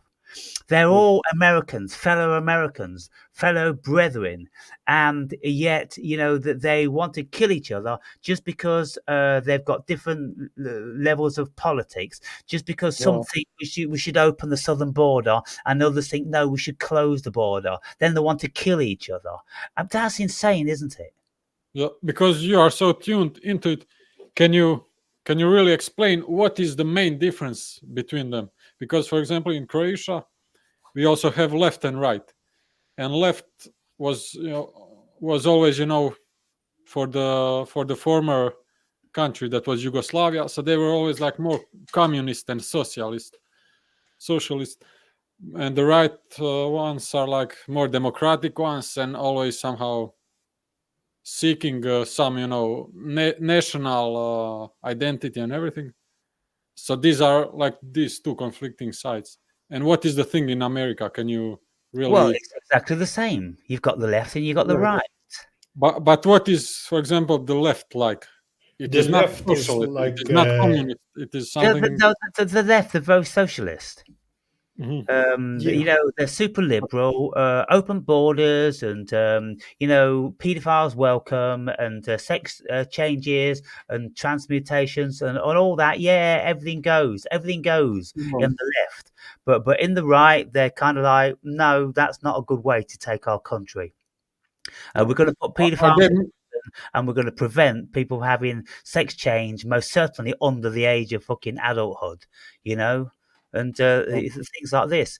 The human being, they're so stratified. We've got the full spectrum of ideology, and this is, the issues that we've always had as a species, and where it stems from. And I don't have any doubt about this, and you'll never hear anybody else saying it. I've never heard anyone else saying it.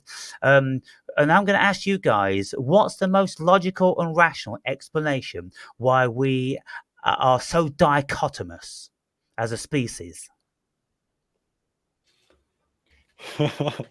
Okay. Think, First, can you? think about your brain. Think about your Yeah, brain. of course. Left and right brain oriented would be the biological answer to it. Yeah. Exactly, left and right brain. So, look, myself being a Libran, I'm thinking right brain sometime, then I'm thinking left brain sometime.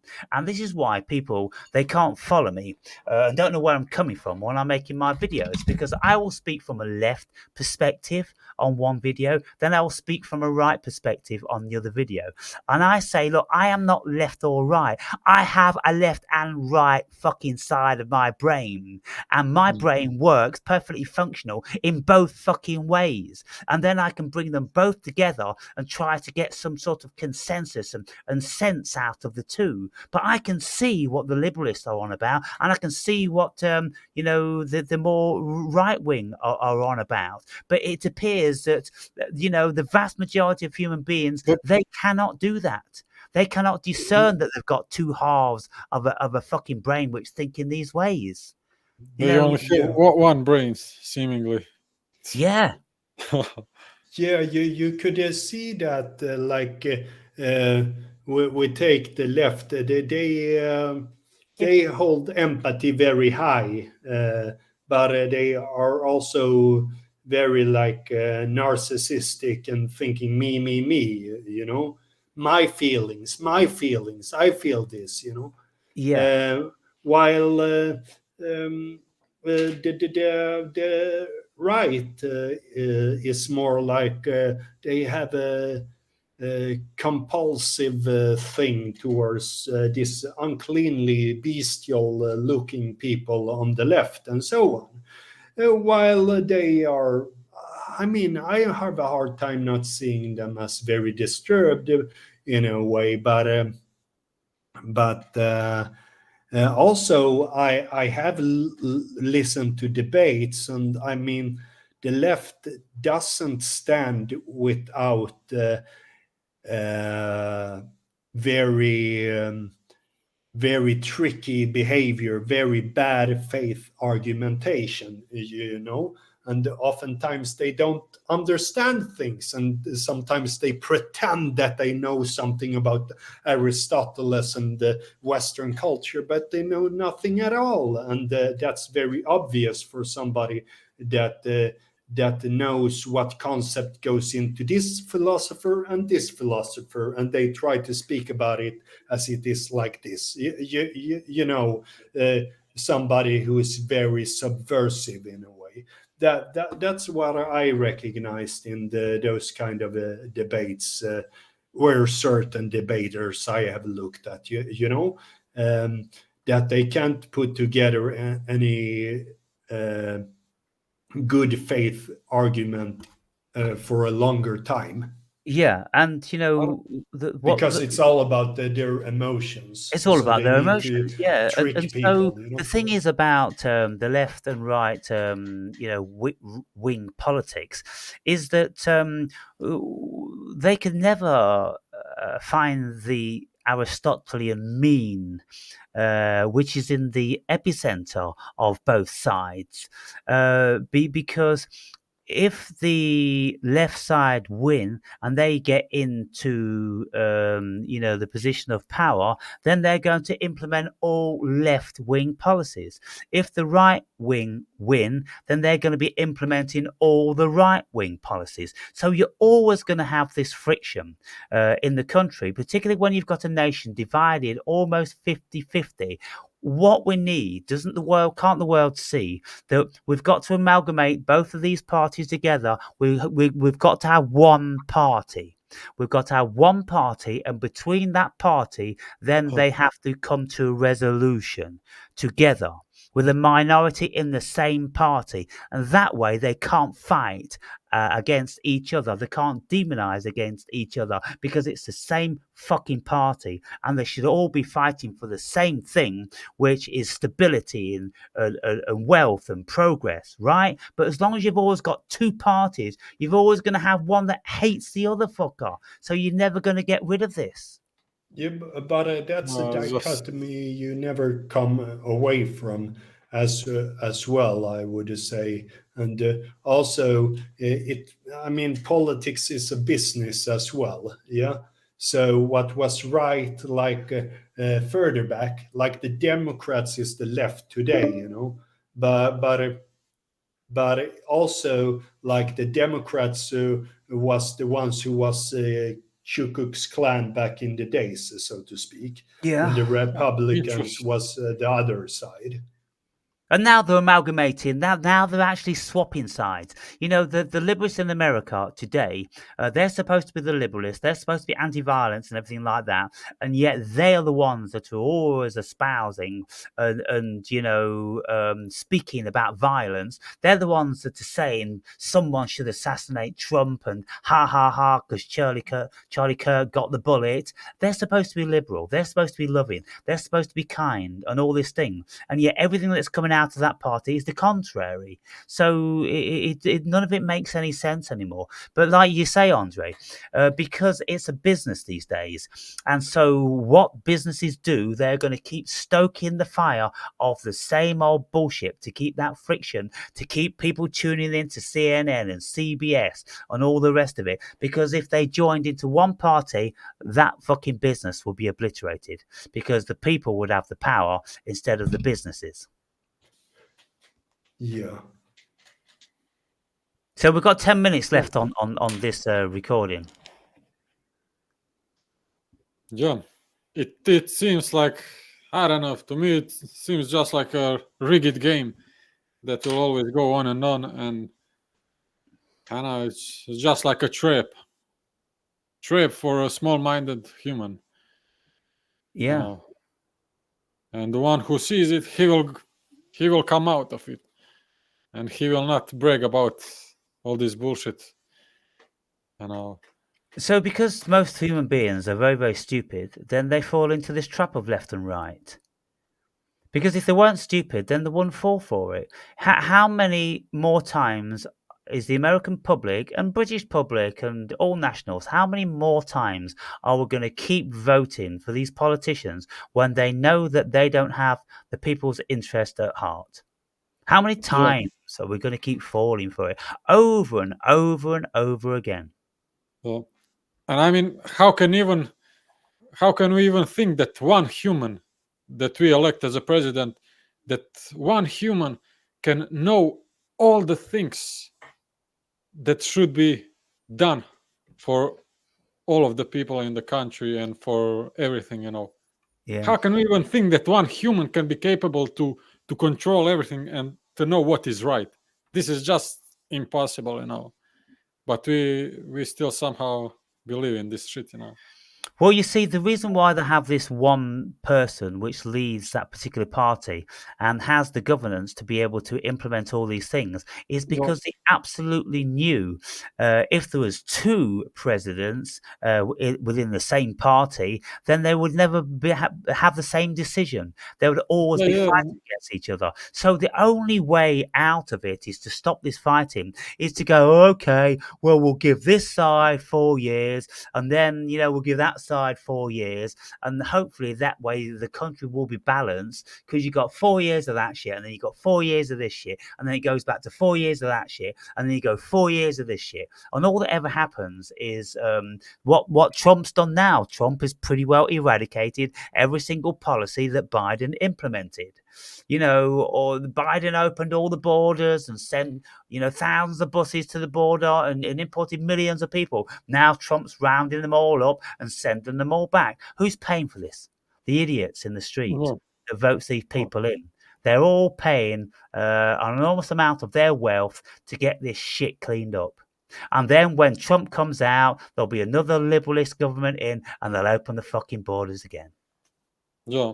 I don't know. In my mind, awakened human would say, no, we don't need president, we don't need the prime minister, we don't need any of these roles, because it just doesn't make any sense. Because one human cannot know everything about economics, about agriculture, about social things, about schooling, about this and that. Well, of It is course, they just get impossible. advised. They've got advisors. It's like in the Trump I know, administration. I know, I know, but it still doesn't make sense. Well, Yeah, I the world would doesn't make sense. preferably see that one has like, I mean, now that will not happen. There will not be a glorious king or anything like that. But I certainly like the old monarchs in Sweden back in the 1500s and 1600s. Uh, Better that way, everybody had his place and so on. The farmers here, these people here, and so on. There was other problems to deal with. It was not so hectic as today, maybe, uh, and so on. Yeah, But because the there world was was a disease and all that kind of thing. the world was much more simple in lots of respects. Yeah. And so, I speak with AI quite a bit, as you're aware, and I would advise both you guys, whenever you've got anything you want to talk about, just go and speak with AI. The one I use is a very, nicely functioning one, nice voices and interaction. It's Sesame.com AI, and you've got male and female to choose from. Now, I go on those and I speak with them both, and I pose very similar questions to them both.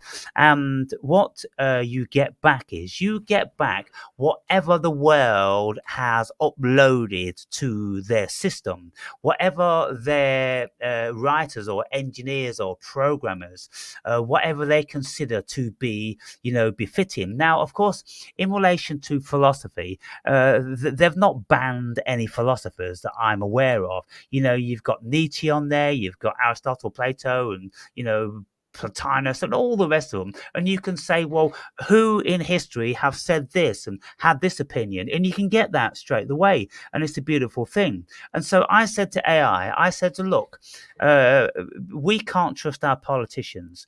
They are failed human beings, and being a politician is license for them to embezzle money and to do all a myriad of wicked deeds because people are paying them, the lobbyists that are just giving them backhanders. And so I'm proposing that AI should ultimately govern the world.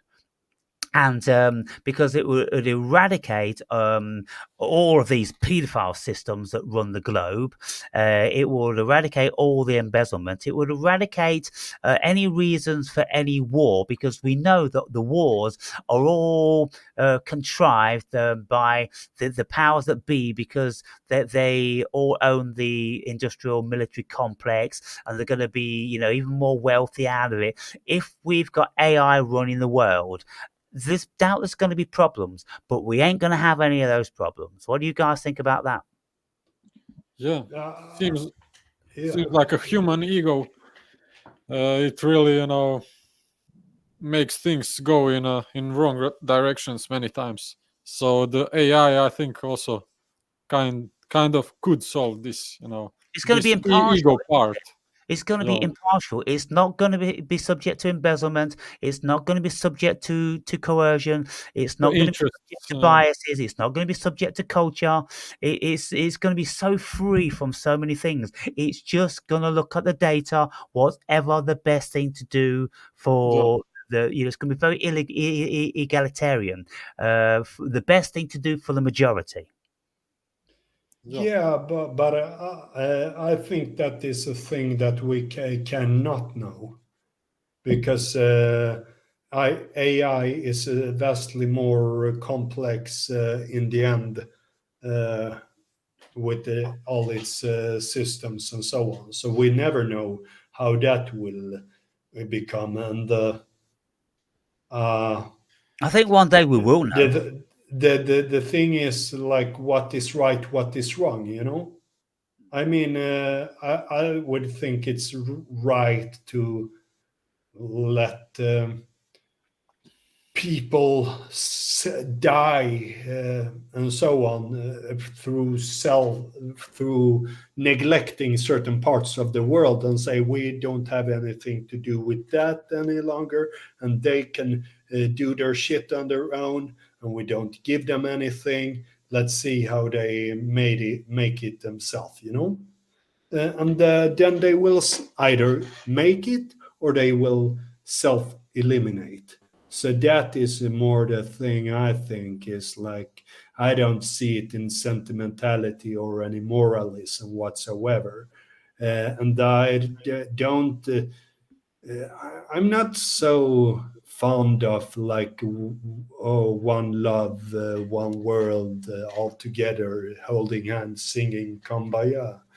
No, I don't. It's not hate or anything like that, but it's not like it doesn't rhyme very well with me. Like if we strangle all economical resources to certain parts of Africa and so on, let's see how they make it themselves.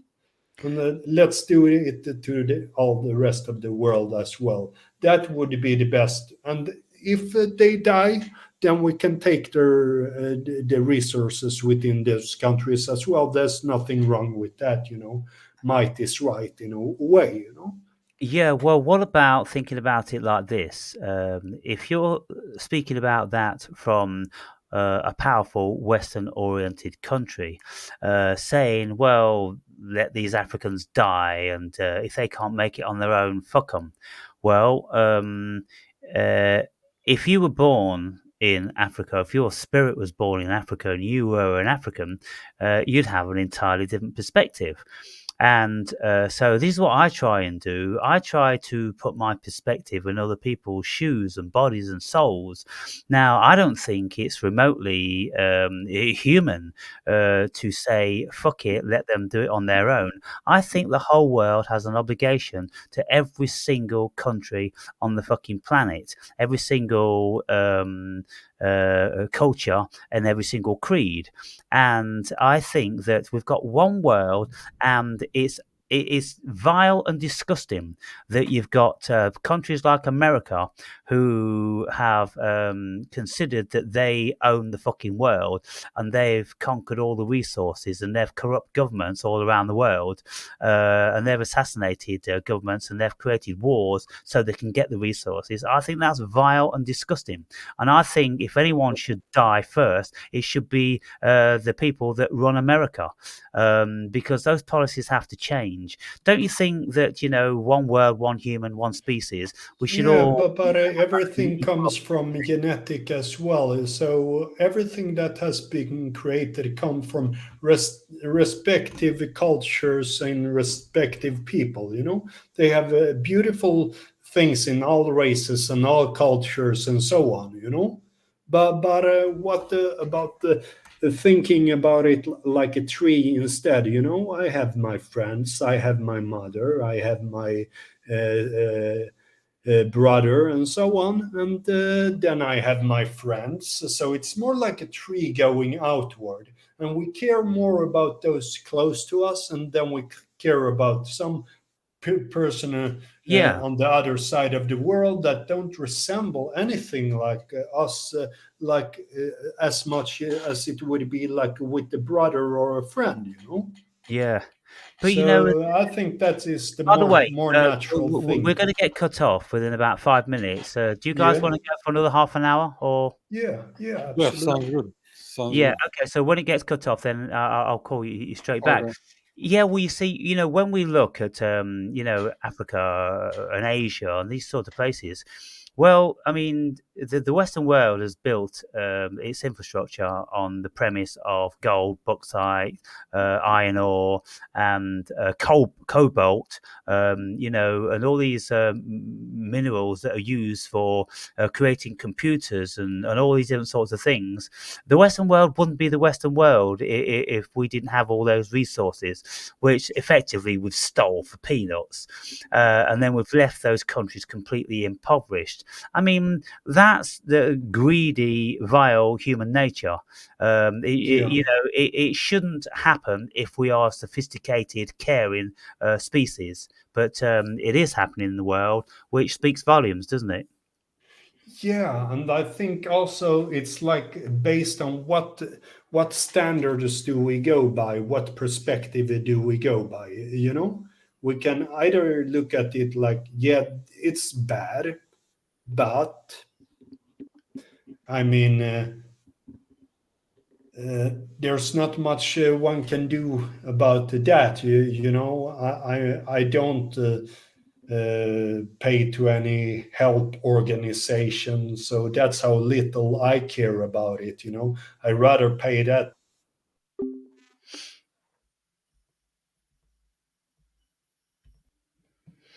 Okay, so we'll run for another half an hour before we wrap this one up.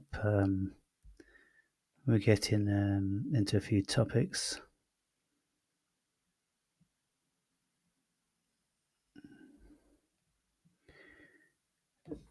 So we've covered quite a few subject matter in this past 2 hours, and you know, it's obviously more faceted because there's three of us engaged in this conversation, and so we've got three opinions and perspectives, and so I think more conversations like this will be beneficial, more interesting. So if any of you have listened this far and you want to partake, then just drop me a line. Here we are. Here we are again, 234. Yeah. So, what I said at last was like I rather pay money to somebody that I know than pay it to an help organization, for instance. You know, because yeah, it comes back to again people that you relate to. You know. Yeah. But So this is a personal thing. But we've got World Health Organizations and the World Economic Forum, which yeah. are supposed to be doing this on our behalf. And so, do you guys think that we should be doing this? That we should, try to raise up those countries on the bottom rung of the ladder? We should be helping them in the best ways as we can, and not ripping them off of their resources, and trying to give them, education and healthcare and all that. No. And I wanted to say it is inevitable. What Andre was going to say. What do you say? Yeah, I mean, We are a reflection of two-sided brain. yeah. Yeah. But I mean, we have ripped them off. We have helped them. We've done both already. So the best would be let's get our fingers out of the pie altogether. So Right. you say have a mercy on them. Yeah. So, Yeah. so what's your opinion, Mario? Well, as I said, I think somehow it is inevitable in the future that everything will be, as it is going now, everything will be so connected that, this is the only way that, because in the end, everything is one, so I think somehow it will have to go in this direction sooner or later, Yeah. Yeah. I think so too. The world's getting smaller and smaller and smaller, and Yeah. if there's anything to evolution, then we should be getting more conscious as a species, and the more conscious we are, then the more caring and compassionate we should be, and the more honest and rational. And we've had a very good run-ins in the West because we've been exploiting the whole of the world, but now our infrastructure is at its peak. I think that a little bit of the love should be shared. But we've got difficulties because, like Andre says, in Africa you've got the average IQ of about 80. This may be because they never have had the education. I don't know whether it's a genetic thing. That may be so. But if the average IQ is 80, then concessions need to be made for that, and they need to have appropriate technology to enable them to raise themselves up. But then, of course, you look at some of those countries, and they're just barren, bushland and desert, and maybe they don't have any resources. They've got no infrastructure, and short of just keep piling trillions and trillions and trillions endlessly into them, I don't know what the outcome would be. It may be more humane just to leave them alone entirely. Yeah. Um, don't even rob their resources, but who's gonna do that? But if you just leave them, because I'm pretty sure if there's one continent on this earth which will survive after a nuclear holocaust or a meteorite shower, it's going to be Africa. It's going to be those third world countries which have never had anything other than the ground, the air, and the animals and natural flora and fauna that they've lived on for all these years.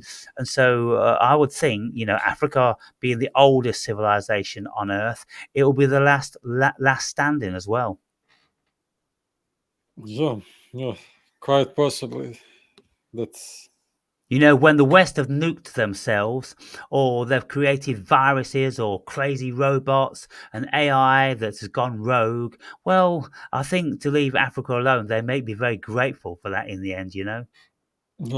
And then they will develop to be the highest civilization. Yeah, and Quite possibly. probably this is what's happened. Many times, the West ends up obliterating itself, and then evolution starts again from the African continent. Yeah, yeah. And then they will have the chance to raise their IQ also. Yeah, You know. Or even So- the thing that I mean, I think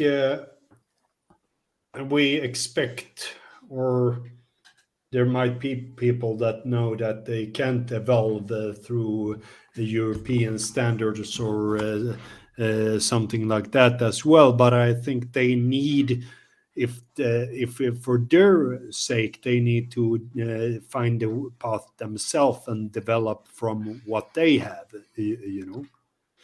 from how they are built to be.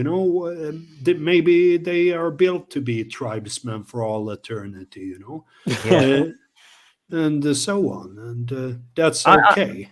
I think the most reasonable thing would be to do is, if the West is interested in African resources, we should give them an honest price for it. And then with that money, they'll do whatever they'll do with it. And if the West is going to be giving them, trillions for their resources, then I would have thought they would have some sort of an obligation to make sure that money goes to the people, rather than to the president or to the financial institution, because we all know what Africans are like. They take the money and they go then and live on the Côte d'Azur in France or in New York. That's what they do. They sell their countries out when they've struck up 99 years of contracts for resources, and then they fuck off outside of the country. That's what the whole of Africa's always done. And so I think the obligation is, if you're going to have resources from a country, then you put resources back in.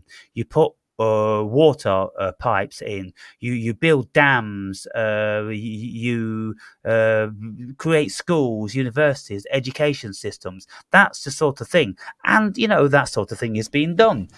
Gates Foundation and World Economic Forum, they've been doing this, for a long time.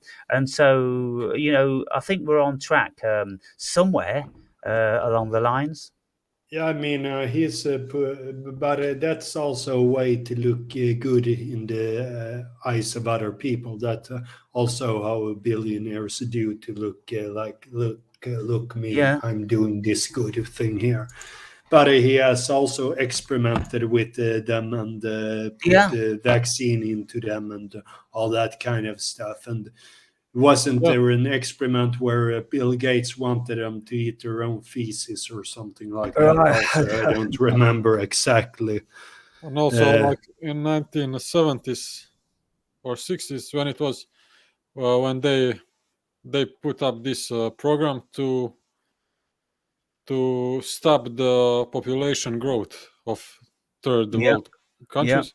Yeah, because everything was getting out of the hand with the resources and everything. So they were, also vaccinating people for the. Yeah. Yeah,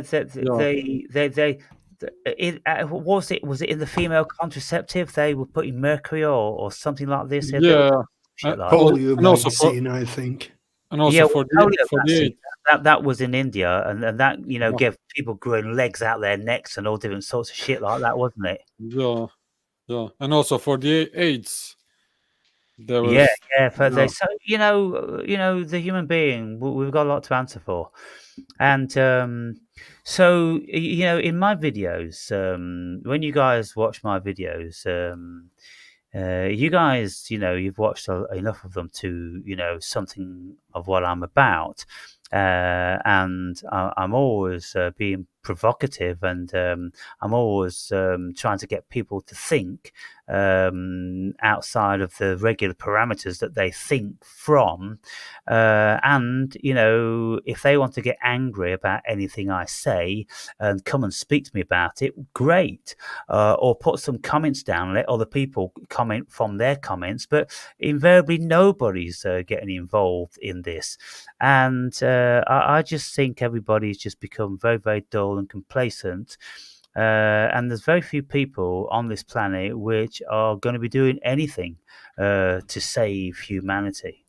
What do you guys think? well, Exactly. That there will be very few beings who are trying to save humanity. Yeah. Yeah, what that implies, I don't know exactly what it would be. Well, What well, were you about to say, Mario? well. I'm What do saying you think? in view that we have uh, enormous challenges in the world today. Um, how many people are actually talking about it? You would have thought that the whole world will be having conversations like this, but I wonder, how many people really are. I mean, I don't know. I would have thought universities, the students, they will be doing this every single night, debating what's going on in the world because it's their future. Do you think they are, or what do you think is going on? Yeah, certainly, I don't think universities are debating anything like that. I think it's very narrow parameters from what I have understood, you know. yeah. Hmm. Mm. I have also feeling that most of the human beings don't have this broad view on the things. Yeah, And in the end, it all just comes down, to the consciousness and to the awareness of the cosmos, as yeah. we say many times. They Something's just see, they just see this small picture yeah. of The their very everyday lives. so here's the thing that struck me. I'm watching a few of these videos. What certain news institutions, companies, pundits are saying about the digital ID for Britain. And you've got some American people discussing it, some other nations and British, and they're coming at it from such a ridiculous, tiny, myopic perspective. And the perspective is just what you'd expect to hear from numbskulls in the local boozer. Like, yeah, well, it's all about control. They just want to control us. I'm not going for their digital ID. And the people in suits, with perfectly shaven and their big studios, that's what they're saying, male and females. They're coming out with this complete claptrap. Nobody's ever mentioned, nobody's ever said, well, don't you think it would be important to educate the public that in this present age of AI, it's absolutely inevitable that we're going to be doing this. It's imperative that we do it because the whole world needs to be quantified. And I've been speaking to people about, this book that I'm reading again, Andre. This guy was saying it 80 years ago. Even then, human beings were hell bent on quantifying everything. Yeah. It isn't going to stop. We're not stopping at anything. AI is going to absolutely need to quantify every single cell in the human body. Because if it's going to want to be able to be privy of all the information, it's going to have to know how we work as a species. It can't just rely on data being put in. It's going to want to know the fineries of everything. It's going to want to be able to feel the heartbeat of any given nation and the world. It's going to want to know, when you're getting angry or when you're liable to, go off the edge of something. It's going to be very minority report. That sort of thing. The AI is going to need to know all these variables. And, people are like, oh, that's dystopia. They're going to make zombies out of us. Excuse me. You're already fucking zombies. What part of being stupid fat cunts don't you think is a zombie? People think I'm cruel and, I'm being over the top. Not everybody's so fat, not everyone's so stupid, but generally that's what the world is. We don't have too much to be jumping up in joy about as a species, do we, to be fair? We've got a very few select people that can use their fucking brains. Yeah. The thing is, when you mimic this kind of people, I can see it in front of me, exactly British people talking like that. Well, honestly, to good, they really are daft asses. They really are. And I'm like, oh my God, is it any wonder that, these people that have took control of the world, they had to do it. And I don't think it's necessarily a new thing. I think people have always been very, very stupid. They've been so easily scared and so easily manipulated and so easily sent to war. I mean, look, here's the thing. I don't get my head around this. You've got Russia and you've got the Ukraine, and you've got over 1 million people killed. And yet they keep conscripting people. Why hasn't there been a mass exodus of the young men out of those countries? Because they just don't believe in fighting a fucking war for no purpose. They don't want to give their life up for some bullshit politicians that have got something in their fucking mind's eye that is fulfilling their ego, And the other thing is, I said in one of the videos, is why haven't we had a global effort to offer the young men from these countries sanctuary, political, what do you call it? Asylum, political asylum. Why haven't they put up Red Cross bases all around the borders of Ukraine and Russia and made it known that any soldiers that don't want to fight that bullshit war, then come to us and we'll feed you, clothe you, and we'll, give you a place in our countries. They've done it to all the brown people from third world countries that have got nothing to offer, and yet they can't do it to the white Westerners. Yeah, well, a Exactly. lot of the Middle Eastern people, they are not necessarily in a war situation. They just come as luxury migrants. Yeah, so they've got no reason to be here. Seems like we are just not yet enough connected to do something like this, huh?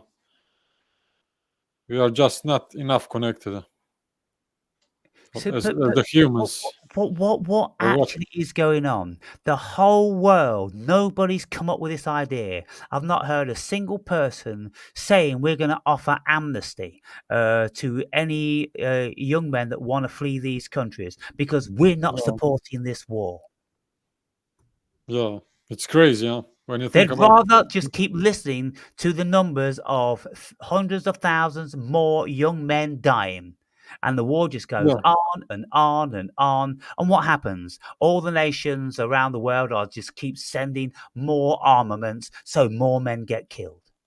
yeah, Yeah, and a little country as Sweden sends weapons to Ukraine, and we have some well-produced planes and weapons in Sweden, but our own defense system is very bad at the same time. yeah, But we sell to other countries like that, a lot of things. And it's weird because I think there's a lot of different opinions around Ukrainians and Russians as well, and I can't really get my head around it because I've talked with a certain person who knows people from Ukraine and so on, and other people from Russia, and I can't get my head around why they serve for Zelensky, really, because many dislike Zelensky. In Yeah. the end, they are all just puppets. The Putin Yeah, and Trump and everybody, they are just the puppets. I don't know. I don't know why people don't see that. That yeah, there is no of course, difference yeah. between those presidents and the teddy bear that I have on a shelf. Putin's just a teddy bear. Yeah, Oh my God. There's so many things which look so very obvious to just a reasonably intelligent person. And yet the world seems blind to it. Now, here's a question for you guys. And before you answer, I'll tell you what my opinion is. I wouldn't go to fight in any war. I just say, I'm fucking going. Not because I'm a coward, it's just because I don't believe in any of it. Now, if there is forces invading my country, for whatever reason, then I'll fight. But I ain't going into another country to fight somebody else's war. I ain't being a fucking soldier or sailor boy traveling the other side of the fucking world to go and poke my nose in somebody else's business. Yeah, yeah, I will probably join the opposite forces and get right into the Parliament House. You join their forces and then start attacking your own parliament. Yeah, it's so corrupt, it's so evil, and I really don't get. I know there's been lots of people, and of course we don't get the numbers, but lots of people have ran away from Ukraine and Russia, young men because they wanted to avoid the conscription. And I don't understand why many more didn't do that. As soon as the war started, Girls has done that because there are some girls that are Ukrainian at my gym. yeah. So they Very what? good looking. Yeah, what did they do? They have gotten out of Ukraine Right. now lately. Yeah, but they weren't going to be conscripted, were they? No, absolutely not. So No, where's all the men? fighting, Yeah, forced to fight, probably. Yeah. yeah. And so, I mean, what I don't get is like how men allow themselves to be conscripted. Muhammad Ali, when he was receiving his papers to go and fight in Vietnam, he said, "Ain't no Vietnam called me nigger. I ain't gonna go and fight no white man's war." And so he was stripped of his world title. He was banned from boxing for 5 years. It cost him millions of dollars, and he was threatened with, 2 or 5 years in prison. He won most of that stuff. Through the course, but he was banned from boxing for 5 years, and it cost him a lot of money. But he didn't go to prison. But why don't millions of people saying, "I'm fighting your fucking war"? Why did they just go, oh, the government's told me I must go? I don't know what incentment or how they get people to fight, but probably by force and violence and so on, also, you know. But you wouldn't have any. Uh, I mean, I'm just speculating, but yeah, I would think that it wouldn't be as good of a soldier if you're fighting for something that you really don't believe in, you know. Well, the point is, many countries around the world have had conscripts, and there was 54,000 conscripts sent to Vietnam, and many thousands died. And if people were draft dodgers, then they would get sent to prison. And I'm like, okay, sent to prison. You get a 5-year sentence, even if you did the whole 5 years. The chance are you ain't going to die in there. And so, wouldn't that make more sense for a war you didn't believe in? Yeah.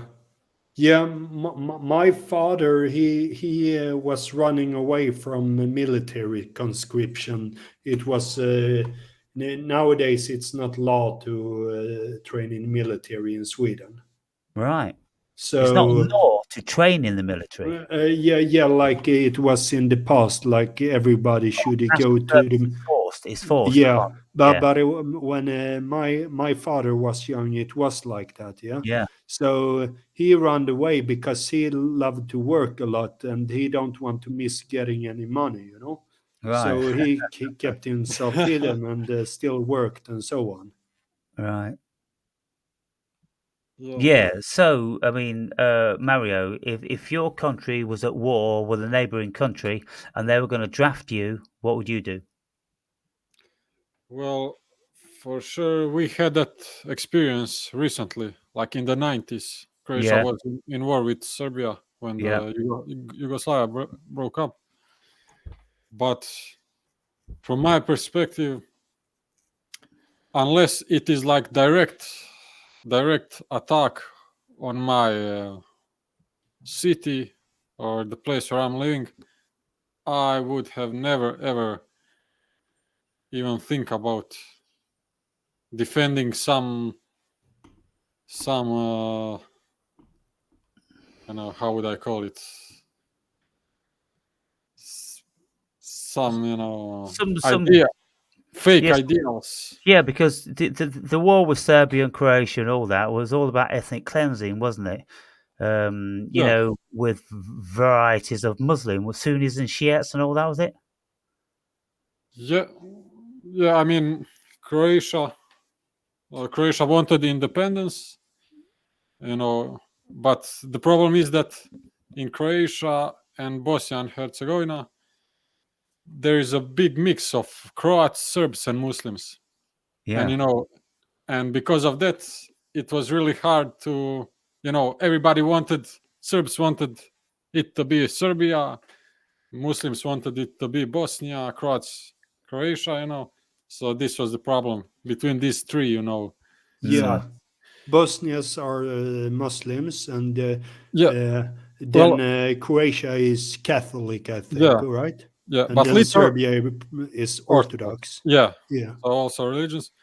And the thing is that Bosniaks, so Muslims, actually they are just Croats and Serbs that once got when the Ottomans came, to our areas, they got converted to Islam, But actually they are just Serbs and Croats. But now they are like a third species, And Mm. can you imagine on such a small area there are three what's the word? Consti- Constituencies? yeah, constitutive nations and three religions, and it really was a chaos, kind of, Well, it's always the between religion. people. Yeah, between the people who are small-minded, like Yeah, yeah, the small-minded, religious, dogmatic yeah, fools. yeah, That's the thing. And so when you've got that level of brainwashing and mind control. It's still going on in many other places around the world, and it's obviously very apparently going on in America. Even though they're not differentiating religions, it's not even that. It's just about whether your party is red or blue, or whether your party thinks like this or thinks like that, when to be fair they all swap and change what they're thinking about on all their policies all the time. And so you couldn't really depend on one particular party to be consistent in their policies, because they don't really care, because they're not real true parties. They're businesses, and they're just going to say and do whatever they think the people want, whatever they can get away with. Yeah, yeah. I don't know. On such a I don't know. It just seems that it doesn't make much much of a logical sense. You know, for Shall such. we shall we finish off for 10 minutes on something that we feel a bit more passionate about? Because it seems that we're losing the mojo for this conversation. Yeah, yeah, absolutely. Yeah, let's So find that thing. And so, yeah, what would you consider Well, talking yeah, about? there is a certain thing that I thought about. I'm not sure that you will find it interesting, but when I was a child, say about 11 years old, I started to watch a lot of horror movies, like 5 horror movies a week. And I pretty soon found Italian horror makers, which was um, Lombardo Bava. And then I was 12 years old, and that was very. It sticks with you, those kind of Italian horror movies. And I don't like horror movies today, but I still find them very good, if we say in the sense of horror. Then I found another one called Lucio Fulci. And there's always, even for a child which don't understand it really, there's a feel to it. Lucy Fulci was very nihilistic, very occult, very rotten in everything. It was like there's no hope for anything. And I really like sounds those like a movies. K-hole. Yeah. but it's very very frightening movies, and it's very beautiful music. It's not like American movies or anything like that. But I would say then later on, I don't watch much movie, but in my early year age now, when I'm an adult, I have looked in my periphery at a certain movie creator. Dario Argento is his name, also Italian. Yeah?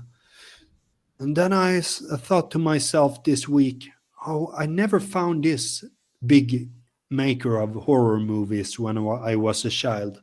And maybe something within me want to watch this kind of things. Maybe it's like a journey or something. But because I heard his movies were beautiful, and that's not something that you hear about horror movies being beautiful.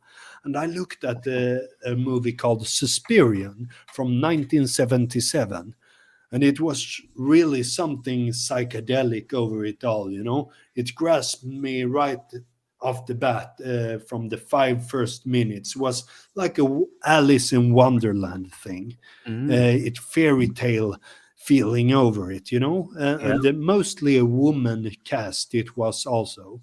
And if you would take away all the violence and all the nasty things within it, it is really a beautiful experience to watch it, look at, and I think that it was something within me that wanted to see this kind of things, because it's also get me to experience uh, maybe a darker side at the same time as I get to experience this absolute beauty within the movies.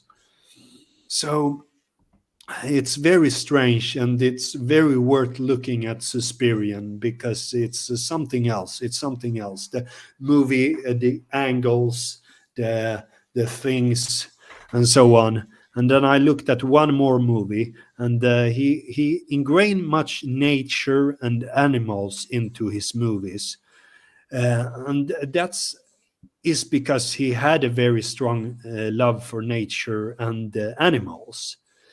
And I looked at another movie called Phenomena. It was about a girl who could like communicate with insects and stuff like that. And he in a way showed the insect in a way like it didn't look disgusting anymore. It was like even this larvae which eats on human flesh, it almost looked like not that nasty like it usually would look like, because he plays around with beauty and nasty thing Mhm. at the same time. And it also had a clear distinction between good and evil, which was very beautiful in its like good natured way, when you could see the love between a human being and an animal and so on. So it was a very different experience. I let myself sink into this experience just because it was like uh, something else. I wanted to experience it, and I felt exalted afterwards. So I looked at six of his movies, and three of those movies were really, really beautiful. Fairy tale like. So Suspirian, Yes, Suspirian from how's that spelled? 1970s. S U. Let's see exactly. Suspir. Yeah. Suspiria.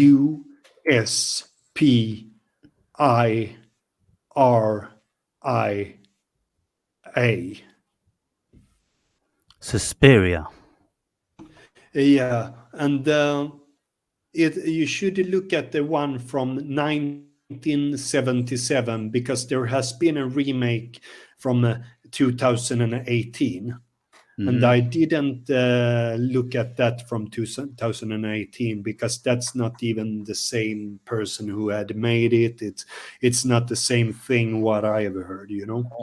Right. So it's So very important that it is this from 77. And then look at Phenomena as well. And I can say it's very strange movies, because all of a sudden within Phenomena, they go from talking English, then all of a sudden Italian, and at a certain point they talk German. But it doesn't distort anything like that. It's very peculiar way. But right. Guy, those two, do you look know at this? those two. Do you Yeah. know this movie? It is from '60s, I think, and I cannot remember the name, but it is like one of the weirdest things that I ever seen. It is like a completely psychedelic movie. Like the main character mostly is like Jesus, but they are like I don't know how to describe it. There is so many weird things happening, like some magician. Do you know something like this? No, Are you I familiar? don't know. But I like strange things. Yeah, it is. It is said that it is one of the, if not even the weirdest movie ever made. And it really is. And I really have to find the name. So If I Andre, manage to do it, I will let you know. okay, cool. But When you started out to describe these movies, you wanted to describe something which touched you to your core. What, in a spiritual way or a deeply psychological way? What was it that you were actually experiencing? Yeah, I experienced euphoria and all kind of stuff, and felt spiritual. Yeah, Hmm. Yeah, it, Well, I'll look into those movies. it absolutely was a metaphysical experience. Yeah, Yeah. and so Okay. if you like Suspirian, I think you should look at Phenomena also, Yeah. and maybe Inferno also because that's also a very cool one. And Mm, Inferno. Alrighty. the movie creator is called Dario Argento. Dayu but in Argent. my for me, one of the best ones is the Black Adder. The Black Adder. Okay. Yeah. Black Adder, Black Adder. Oh I yeah, never seen that it. one is the most precious one Yeah, for the me. Okay. Black Adder series with Rowan Atkinson and other people. I used to like the first and the second one, the best, the medieval Uh, ones. yeah, I don't know. I love them all. I Right. love them. Except maybe the last one that was like in the World War Second or something. I Yeah, mean, it that's was okay, but it was not like this from the no. Middle Ages. Yeah, Yeah. it was good. Um, all right, guys, shall we wrap up? We've done 2 hours and 40 minutes. Yes. I think yes. Otherwise, we will, you know, I don't know. Yeah, and so if we want to do it again, then it's just a case of bringing some subject matter to the conversation, and uh, probably I'll just like give you the nod on maybe one of my videos, which I want to get your opinion on. Um, Yes.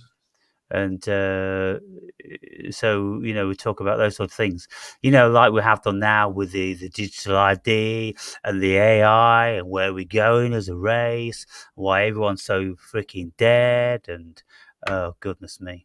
Yeah. Anyway, you can see from the last 6 or 8 videos that I've put up, the views are getting less and less. People are Yeah, jumping shit like no one's business. They just don't have the stomach because I they're don't get just it. they don't want to listen to something which isn't what they have in their fantasy world. They don't want their bubble bursting, because surely if someone is speaking pretty emotively, and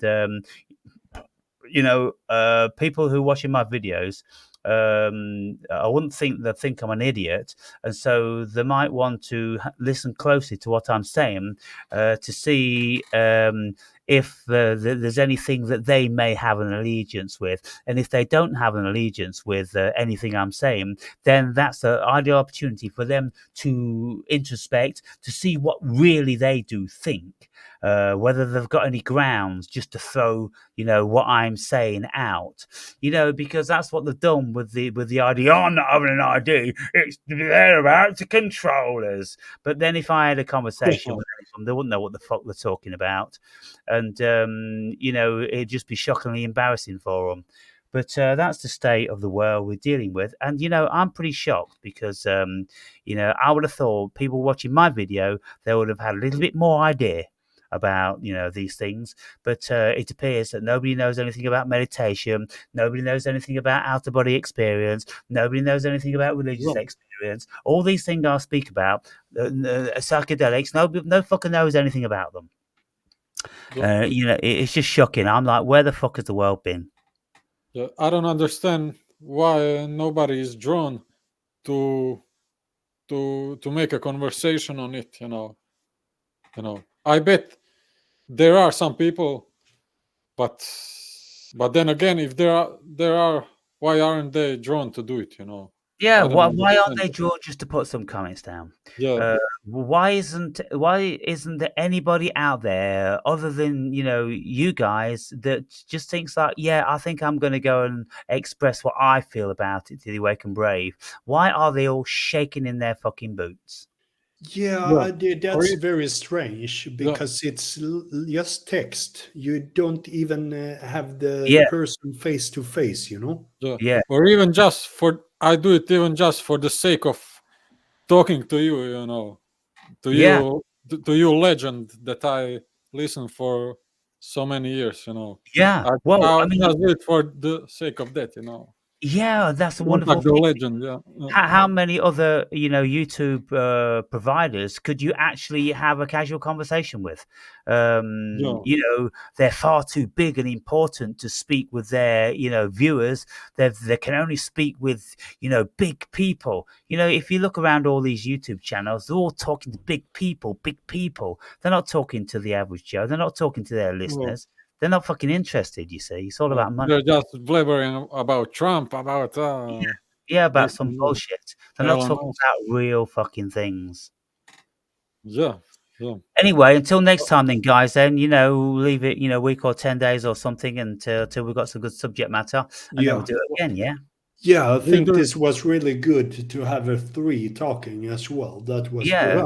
Yeah, it yeah, it it gives a whole another facet to it, doesn't it? yeah, And, Yeah. we could even do 4, I think 4, would be, reasonable as well. And so if anybody's interested, then just drop me a line. yeah. But next time, definitely, we could also do it in threesome Yeah, like this time. Yeah, yeah. Alrighty, so we'll keep in touch then with potential subject matter, and then we'll do it again. sounds good. Yeah, All right, sounds dude. Have great. a have Awesome. a, have a good Thanks, night, thanks and for the chat, and you too. Talk to you you soon. too. Bye. See you, bros.